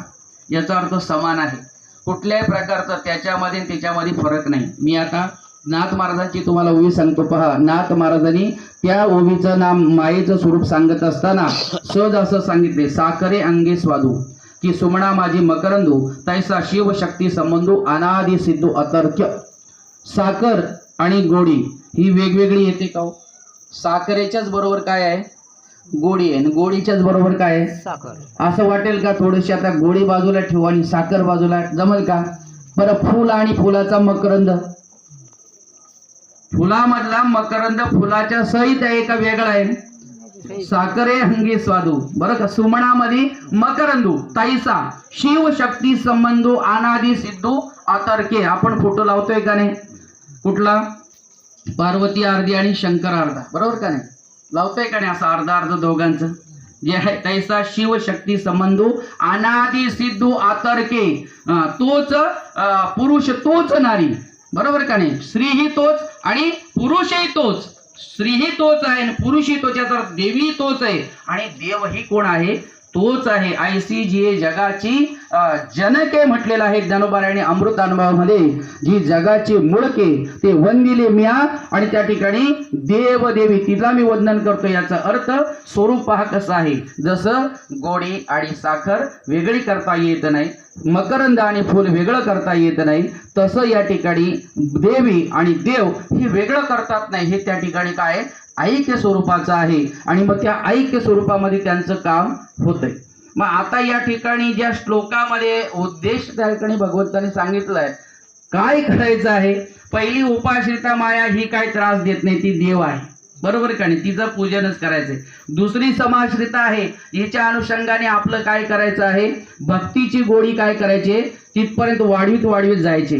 मग आपल्याला तरुण जायची ती कुठली, शेवटची, कोण, बरोबर काय. बहिणीच्या बाबतीतला व्यवहार कुठल्या प्रकारचा धोक्याचा नाही, आईच्या बाबतीतला व्यवहार कुठल्या प्रकारचा धोक्याचा नाही. मग आता स्त्रीच्या बाबतीतला व्यवहार जर धोक्याचा आहे तर ऐकणाऱ्या सांगणाऱ्या सकट धोका आहे, बरोबर का नाही.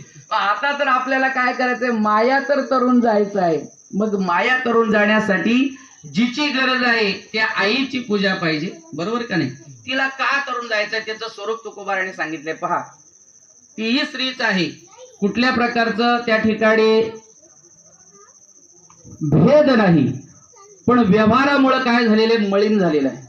कसं झालंय ते पहा, तुकोबाराने वर्णन केलंय म्हणून मी सांगतो, मी पण त्याच्यामध्ये येतो. सुखे ओळंबा दावी गुहा, माझे दुःख नेना पहा, आवडीचा मारीला वेडा, आणि होय होय म्हणे कैसा भिडा. तुकोबाराने सांगितलंय, सुखे ओळंबा दावी गेहा, सुखी आहे, आनंदी आहे, पण त्या ठिकाणी उगाच गेहाना माझ्या पतीला वेडा वाकडा सांगते. काय करते, सुखे ओळंबा दावी घ्या, सुखी आहे पण मी ते असं दुःख आहे तसं दुःख आहे, काय करते, आपल्या पतीला सांगते. आणि ती दुःखी म्हटल्यानंतर सगळा संसारच दुःखी, बरोबर का नाही. बाई सुखी तर संसार सुखी असं म्हणतात का नाही, बाई दुःखी तर संसार दुःखी. आता ती जर त्या ठिकाणी घराणी मांडायला लागल्यानंतर हा जो आहे ना तो काय करतो, सारासार विचार करत नाही, आवडीचा मारीला वेडा, तो तिच्या आवडीत काय झालेला, मेलेला आहे, बरोबर. आणि मेल्यामुळे होय होय कैसा म्हणे भिडा, भीतून म्हणजे घाबरून नाही, हे बरोबर आहे. मग बाकी आईचं आई अशीच आहे, ताई अशीच आहे, बाई सांगते तेच बरोबर आहे, बरोबर का नाही. आवडीचा मारीला वेडा, ते आवडीत मेलाय ना तो, कोणाच्या, बाईच्या आवडीत मेल्यामुळे परिणाम काय, ते जसं सांगेल ते त्याला ऐकणंच भाग होते. का त्याची आवडीने त्याला मारलंय, बरोबर. एरवी त्या ठिकाणी बाकी काय दोष नाही. गेले वारी तुम्ही आणली साखर, ते म्हणते मागच्या वाराला साखर आणली, 10.5 शेर, किती 10.5 शेर आणली, बरोबर का नाही. पण परिणाम असा झालाय, अखंड मज पोटाची व्यथा, माझ्या पोटात त्या ठिकाणी असं शिवळ असते, निपट मजन चालले अन्न, ते म्हणते मला बाकीचं डॉक्टरने काय खायला सांगितलं नाही. मग काय, पायली गहू सांजा 3 सांजेला 1 पायली गव्हाचा शिरा रोज खायला सांगितलंय. कोणी, हे मी तसं बोलत नाही, तुकोबारांचं प्रमाणे मला सांगते. काय सांगितलंय, निपट मज न चालले अन्न, मला अन्न चालत नाही. पण मग चालत नाही म्हणजे खायचंच नाही का नाही, डॉक्टर म्हणतो खा, पण काय खा, 1 म्हणजे 3 सांजाला म्हणजे 3 प्रहाराला 1 पायली गव्हाचा जो शिरा करायचा, म्हणजे त्या रव्याचा शिरा करायचा, त्याच्यामुळे ते खान, ते 10.5 शेर कधी गेलं ते कळलं नाही. हाड कळून आले मास, ते म्हणते हाड तर गेली ना, असं मास आलंय तरी तुम्हाला कळत नाही. तो म्हणतो होय होय खरे खरंय, बरोबर का नाही. आवडीचा मारीला निपट मजन, त्या ठिकाणी मुले, मला मुलं त्या ठिकाणी नको, का तर दुपारी येते लहरी, दुपारच्या वेळेला झोप येते, त्याच्यामुळे लहान मुलं तुम्ही सांभाळा, तिचा रोग कुठं आहे तिकडं, मुलं तुम्ही सांभाळा, का तुमच्या नावावर आहेत. आता सरकारने काढलं ते बरं आहे, दोघांची नावं लागली, बरोबर का नाही. ते म्हणते निपट मज न चले, ही मुलं आता किरकिर त्यांची सण होत नाही, दुपारी त्या ठिकाणी मला पलंगावर झोपायचंय, त्याच्यात खाली गाली फुले, म्हणजे खाली फुलं, त्याच्यावर त्या ठिकाणी गादीवरती फुलं, ते चादर, त्याच्यावर ते झोपणं, बरोबर त्या बाईचं. पण मुलं सांभाळायची कोणी, तो म्हणतो होय होय, बरोबर. असा प्रकार चालू झालाय. बाबा नेहमी सांगायचे, संसार म्हणजे सुनील, काय रे, आता मी गोंधळायचो, मी पण संसार बोलतो, जास्त काय नाही, 4च अक्षराचा, हा ही आणि तो मी हा ही 4 अक्षरच बोलतो, संसार आहे, बाकी काय नाही. तो म्हणजे कोण, जो तिचा नवरा, ती कोण, माझी बायको, हा माझा मुलगा, हे माझी मुलगी, एवढाच विचार, याच्या पलीकडे विचार आहे का, अजिबात नाही. याचा नाव संसार. म्हणजे किती, मला आता त्या वेळचं कितीतरी वर्षाचं नदीवर स्नान करता करता पटकन बाबा बोलून गेले, कारण मला संसार करणार का न करणार, त्याला मला प्रश्न माझ्या जीवनात होता. बाबा म्हणतो तुला संसार करून परमार्थ करायचंय का संसार सोडून, त्यावेळेला मी नोकरी लागलो, मला संसार करूनच परमार्थ करायचे. मग त्यावेळेला मला सांगितलं अर्थ असा का हा आता संसार एवढ्यातच आहे, त्याच्या पलीकडं नाही. परिणाम काय त्या ठिकाणी? प्रत्येक त्या ठिकाणी सांगत असताना तुकोबाराय सांगतात, तुका म्हणे जिता गाढव केला. काय झाला?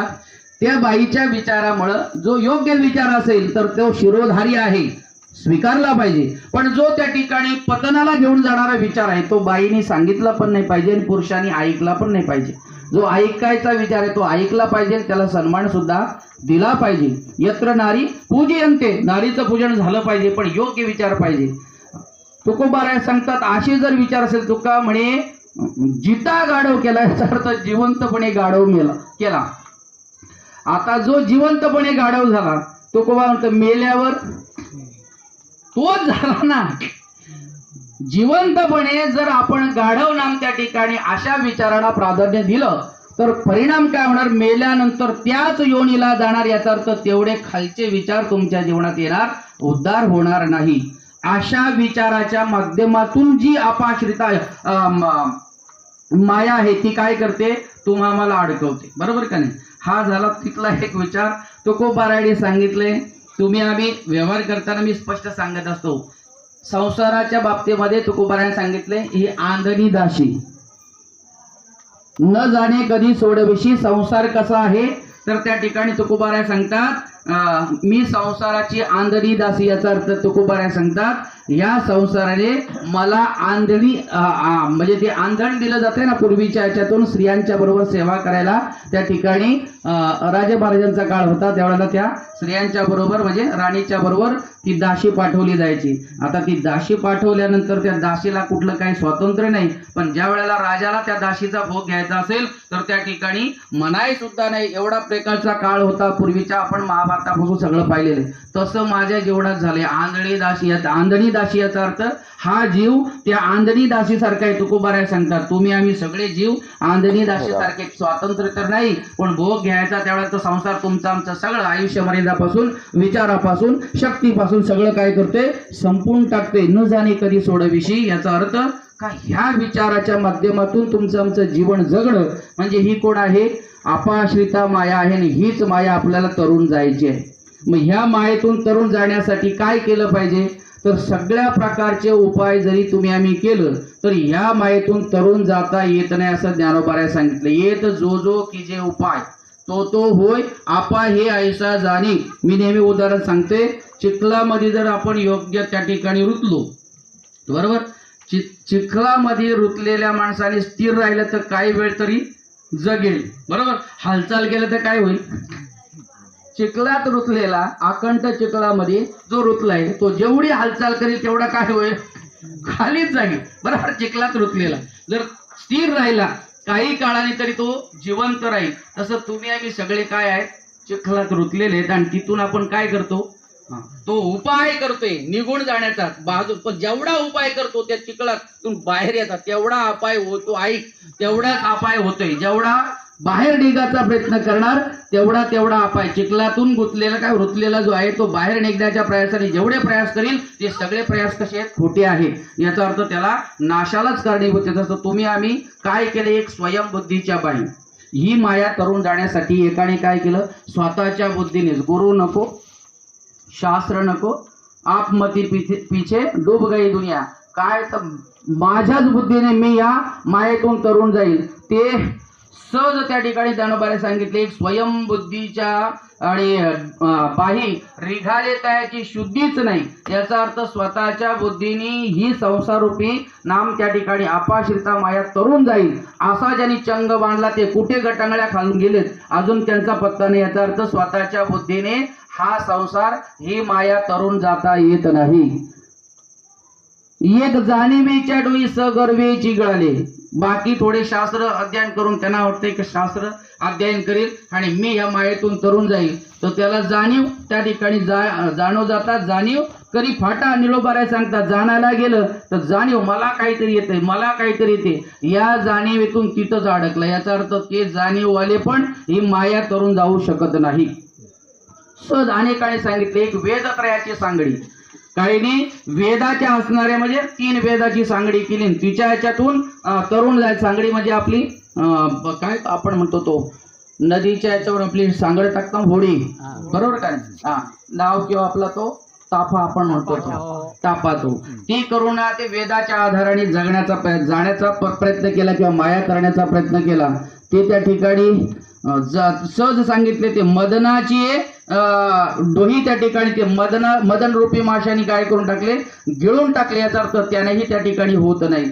एक यजन क्रियेची पेटी बांधली एकाच्या पोटी, त्यांना वाटते का यज्ञ याग करून तरी त्या ठिकाणी जाऊ, त्यालाही जमणार. एक वैसेची त्या ठिकाणी म्हणजे शरीराचा असणारा जो जोम आहे त्याच्यामधून कामाच्या पडले डोही काम विकाराच्या माध्यमातून या विषयांना जिंको किंवा त्या ठिकाणी विषय सगळे भोगून आणि मग मी त्या ठिकाणी तरुण जाईल. सगळे प्रयास जे आहेत ना, सगळे जो की जे उपाय तो होय अपाय. अनेक प्रकारचे उपाय केले, सगळे अपाय झाले, तरता येत नाही. मग तरण्याचा उपाय काय? येत एकच लीला तरले. माया तरुण जाण्याचा उपाय काय? एकच लीला तरले. जे मज सर्व भावे भजले तया आईलच कडे सरले माया जाळ. माया जाळ याचा अर्थ माया सहज त्या ठिकाणी तरुण जाता येते. कधी?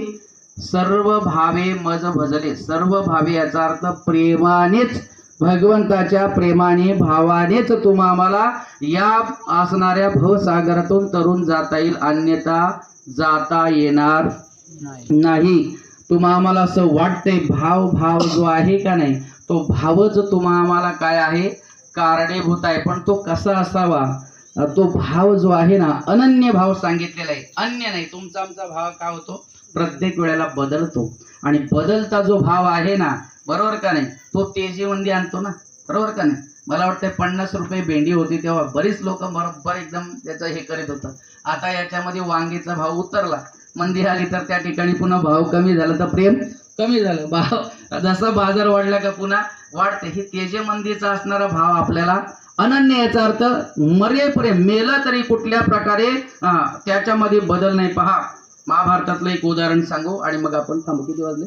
11 वाजले. ठीक आहे. भाव कसा असावा? अर्जुन हा भावाच्या बाबतीमध्ये सर्वश्रेष्ठ सांगितलेला आहे. पर्यसे का प्राज्ञा तू तो वास्तेची संज्ञा, बोललेल्या गोष्टीची अवज्ञा निनसी करू, म्हणून गोडपण आपले मोडो, न बोलणे वरी बोलावे घडो, आणि माझी या जीवीचे पडो. तुझी या जीवी ही भावना देव सांगते, माझ्या जीवातलं सगळं जे आहे ना, हे तुझ्या हृदयामध्ये पडू दे. का? तर तू असा प्रज्ञावान पुरुष आहे. बोलल्या गोष्टीची अवज्ञा निनसी करू. जे सांगितलं ते प्रेमाने करताना म्हणून सुद्धा मला यावं लागतंय का नाही? जे सांगितलं ते प्रेमाने जिथं व्यवहार होतो तिथं मग न सांगता मला सुद्धा यावं लागतंय. तिथं मानपान त्या व्यवहार नसतो. जे माझ्या हृदयाचे जे आहे का नाही, मज भेटो कोणी, ही भावना होते. अर्जुनाचं देवाचं तेवढं प्रेम. पण त्या अर्जुनाही पेक्षा अनेक प्रेम भाव करणारे अनेक त्या ठिकाणी आहेत. अर्जुनाला असं वाटलं माझा भाव सर्वश्रेष्ठ आहे, त्याच्यामुळे थोडंसं वाटतंय का नाही प्रत्येकाला, माझं थोडंसं ज्ञान जास्त आहे का, माझा भाव जास्त आहे का, माझी भक्ती जास्त आहे, माझी क्रिया जास्त आहे.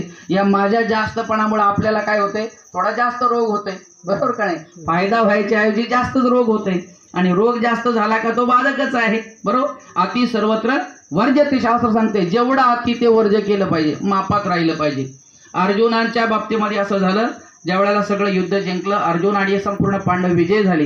विजय झाल्यानंतर अश्वमेध यज्ञ करायचं ठरलं. आणि अश्वमेध यज्ञ करायच्या वेळेला त्या ठिकाणी अर्जुन जो आहे घोडा सोडलेला आहे, आणि तो घोडा त्या ठिकाणी देशामध्ये तो घोडा पुढे जात आहे.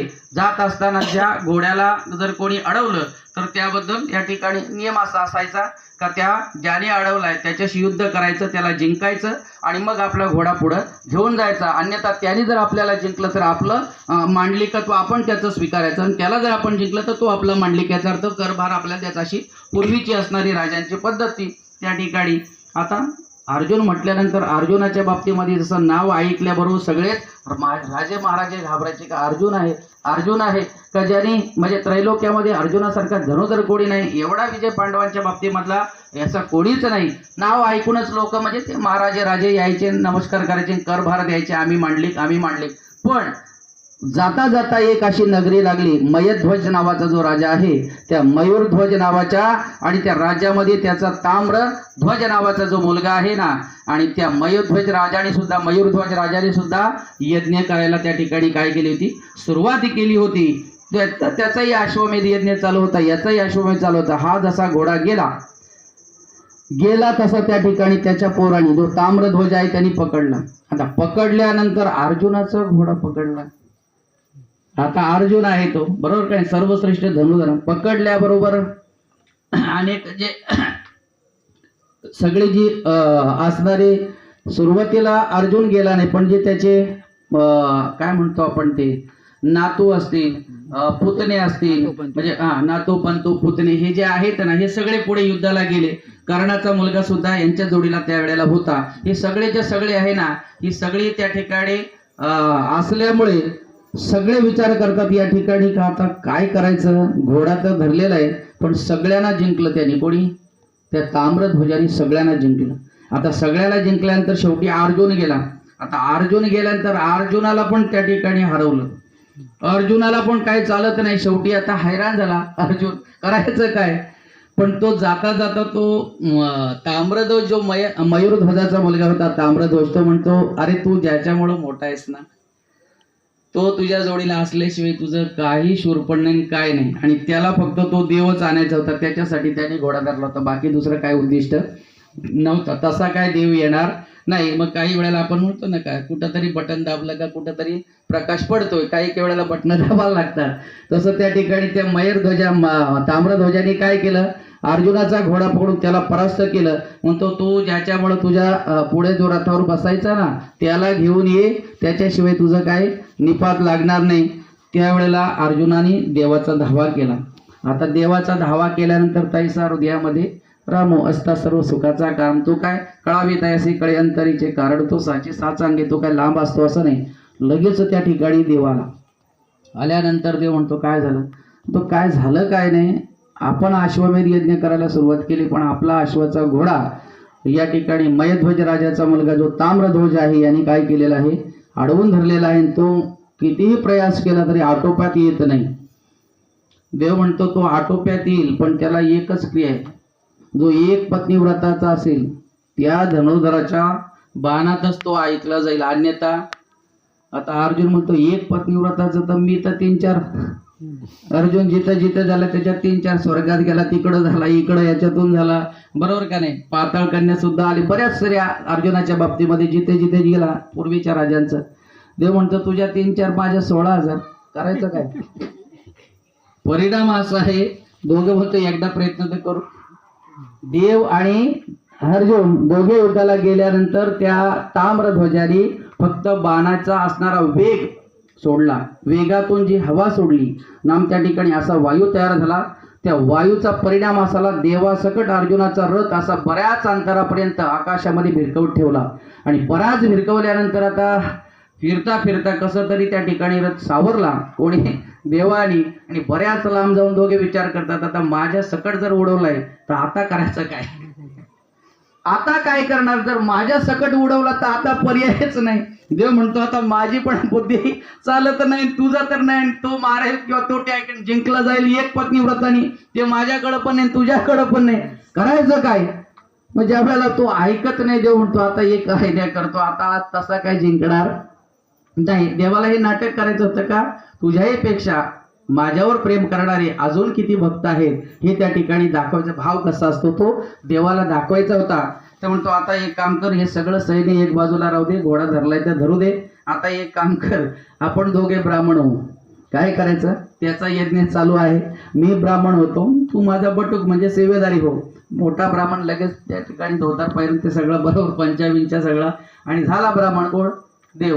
आणि त्याचा लगेच सेवक कोण अर्जुन गेले कुठे मयूरध्वजाच्या असणाऱ्या यज्ञामध्ये गेल्यानंतर त्या ठिकाणी लगेच गेल्या गेल्या त्या ठिकाणी आशीर्वाद द्यायला सुरुवात केली. मयूरध्वजाचा कल्याण हो कल्याण हो. आता तो सुद्धा राजा होता. तो म्हणतो हे भट ब्राह्मण दक्षिणा घेतल्याशिवाय आशीर्वाद देत नाही. इथं आल्याबरोबर त्या ठिकाणी आशीर्वाद देतो काहीतरी गडबड. असा कुठे ब्राह्मण आहेच नाही. दक्षिणा घेतल्याशिवाय तो आशीर्वाद देणारच नाही. हा कसा काय आशीर्वाद देतो. बराच वेळ झाल्यानंतर मग त्या ठिकाणी ब्राह्मण बुवा काय अडचण काय आहे का. इथं तर कुठल्या प्रकारे आमच्याकडनं दक्षिणा घेतली नाही काही नाही पण सहज त्या ठिकाणी आशीर्वाद देऊन लगेच मोकळं केलं. मग त्यावेळेला देवानी असं नाटक करून सांगितलं काय नाही माझ्या पोराचं लग्न होतं 2 पोरं, एक हा बारका आहे आणि दुसरा मोठा, तोही बरोबर होता. परिणाम असा झाला, रस्त्यात येताना असं मला समजलं मयध्वज राजाचं यज्ञ चालू आहे, त्याकडे जावं, काहीतरी दक्षिणी मागावा आणि मग इथली दक्षिणा भेटली. ब्राह्मणांचा पूर्वीचा काळ होता, इथली दक्षिणा घ्यायची आणि पोराचं लग्न करायचं. पण परिणाम असा झाला, आम्हाला दोघांना सोडलं, पण रस्त्यामध्ये एक वाघ भेटला आणि त्याने मोठ्या पोराला पकडला. आणि तो असं म्हणतोय काय का या असणाऱ्या आम्ही सगळी विनंती केली का मी म्हातारा झालाय मला खा.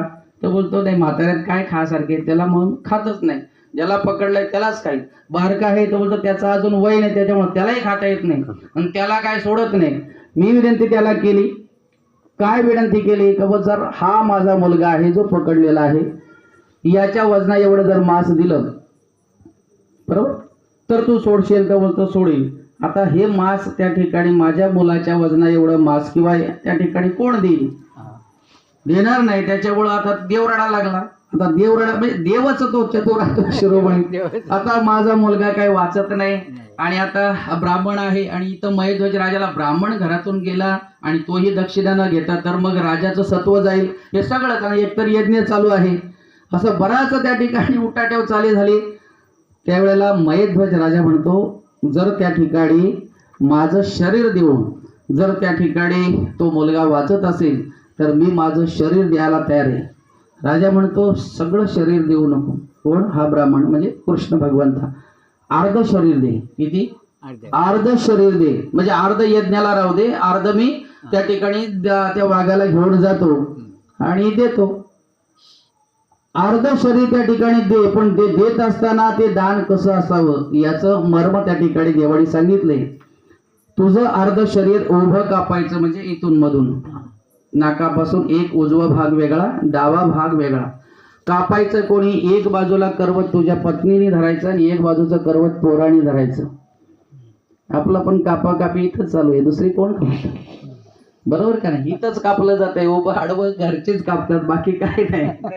कोही नाही आपणा समज धर्मणा, कोही नाही आपणा पंच प्राण जद निकसन लगे, धरसे घरसे धर तांगणा, कोही नाही आपणा. सांगितलं देवानी कापत असताना, आणि कुठल्या प्रकारचं त्यांच्याही डोळ्यामध्ये अश्रू येता कामा नये, तुलाही त्या ठिकाणी कुठल्या प्रकारचा अश्रू तुझ्या डोळ्यामध्ये येता कामा नये. मयध्वज राजा आणि त्या आपल्या पत्नीला आणि मुलाला सांगितलं का एक त्या ठिकाणी ब्राह्मणाच्या कार्याला जर त्या ठिकाणी समर्पित होते, शुभ कार्य आहे, यज्ञाचा प्रसंग आहे, यज्ञ त्या ठिकाणी विफळ जाऊ नये आणि या ठिकाणी मागणी आहे, तर त्या ठिकाणी तुम्ही असं करा. ती सुद्धा धर्मयुक्त त्या ठिकाणी ज्याच्या घरामध्ये जसं वातावरण त्याची माणसं सुद्धा तशीच होत असतात, वेगळी होत नाही. आपलं जसं आचरण असणार तसंच त्या ठिकाणी घरच्यांचं सुद्धा वातावरण बदलतंय. तुमचं जसं आपण म्हणू का आमच्या घरची अशी का, तर तू कसा हे तू आधी तपास, मग तुझ्या घरची कशी हे तुला लोकांना सांगायची गरज नाही. बरं का? ते अंगतीच ते संगती पंगती देवा सगळीकडे, संगत पंगत जशी आहे तसंच त्या ठिकाणी क्रिया घडत असते. म्हणून रुसावे न लगे आणि का आपुल्या संचितावर, लोकांना दोष देण्यात काही फायदा नाही. आपलं बिघडलं घर तर आपणच कारण असणार आणि आपलं सुंदर असेल तर त्याला सुद्धा कारण आपणच असणार. हे नियम तुम्ही आम्ही लक्षात ठेवला पाहिजे. सुरुवात झाली कापायला आणि त्या ठिकाणी डाव्या डोळ्यामध्ये अश्रू आलं, उजवं डोळं त्या ठिकाणी आनंदाने त्या ठिकाणी म्हणजे उजवं अंग जे आहे ना ते आनंदाने कापलं जाते, पण डावं रडायला लागलं. ब्राह्मण रूपी असणार देव म्हणतो अरे रडकं दान ते नकोच दे, असं रडणारं दान कधी घ्यायचं नाही मामा, आपण तर घेत नाही. इच्छा असेल तर द्या, नाही तर देऊ नका. इथलं नाही सांगत का, नाही तर इथं मठाचं सांगतोय. मठावर आपण मागतोय का बाबा इच्छा असेल तर द्या, नाहीतर त्या ठिकाणी देऊ नका. मठाचा आहे विषय. असा आहे का त्या ठिकाणी ते रडकं दान नको नको म्हटल्यानंतर त्या ठिकाणी परिणाम असा झाला, तो देव ब्राह्मण आणि अर्जुन म्हणजे अर्जुन रूपी देवरूपी ब्राह्मण आणि अर्जुन चालले.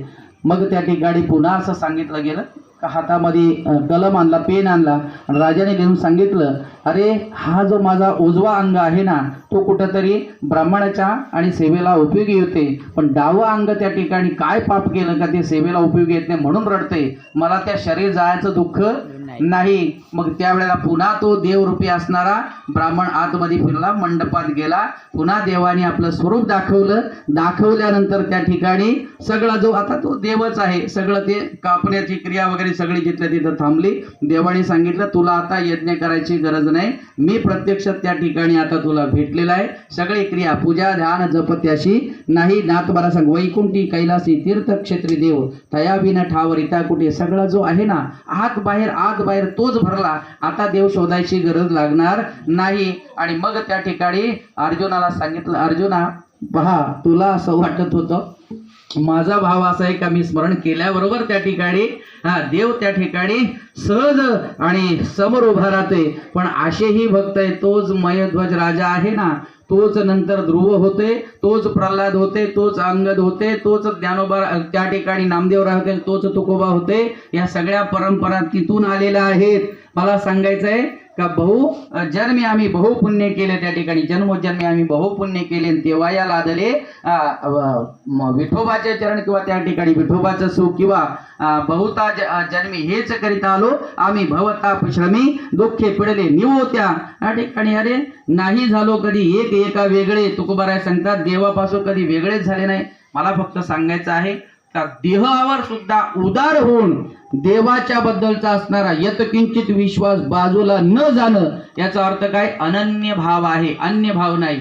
देह कुठं लागतोय त्या कार्यासाठी लागतोय ना. मग देह समर्पिजे देवा भार काहीच न घ्यावा होईल आगवा तुका म्हणे आनंद. आमची तेवढी आता एवढा तर देव आपली परीक्षा पाहणार नाही, बरोबर का नाही. देह कापण्यापर्यंत परीक्षा पाहायला एवढा आपण पुण्यवान पण नाही आणि पाहणार पण नाही, एवढा सण पण होणार नाही. ठेच लागली तरी आपलं लगेच जाते. रोज एवढी पूजा करतोय तरी दगड का लागला, इथून आपली सुरुवात होते. एवढा देवा रोज पूजा करते तरी माझ्या वाटेला हे का आलं, एवढा भक्त पण आपला आहे, त्याच्यामुळे आपण तिथपर्यंत नाही. पण क्रिया अशी आहे, देवावर तुमची आमची जी श्रद्धा आहे, प्रेम आहे, ते कसं पाहिजे, निस्सीम पाहिजे, अनन्य पाहिजे. निस्सीम भाव उल्लासे मज अर्पवयाचे निमिसे मग फल एक आवडे तैसे भलत यायचे.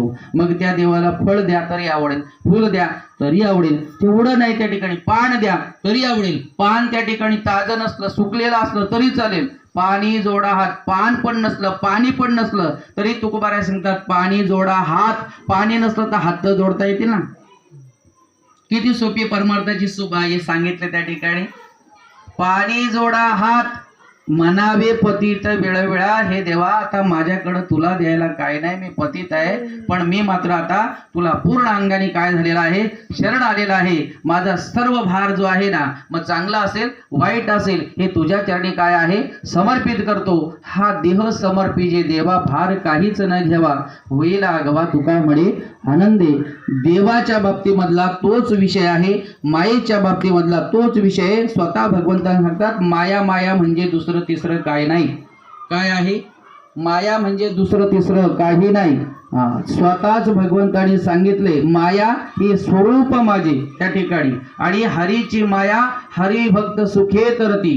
जे माया म्हणती ते माझी शक्ती, स्वतःच नाथमाला सांगितलं माझी शक्ती आहे, याचा अर्थ ते स्वरूप तेच आहे. पण ते कोण करतात, हरीची माया हरिभजनी सुखे तरती हरिभक्त. त्या ठिकाणी जे हरिभक्त नाम भगवंताशी असणारे रथ समर्पित भाव ज्यांचा झालेला आहे, ते सगळेच या मायेपासून सुटले जातील. आणि म्हणून या ठिकाणी माम एव प्रपदन्ते मायाम एता तरंती, किंवा या ठिकाणी येत एकच लीला तरले जे मज सर्व भावी भजले तया आईलच कडये सरले माया जाण. या ठिकाणी ह्या आंबे मातेची आपणा सर्व आणि पाटील परिवार असेल किंवा संपूर्ण ग्रामस्थ असतील, पंचक्रोशी असतील, या सगळ्यांच्यावर आणि असंच कृपाछत्र राहो.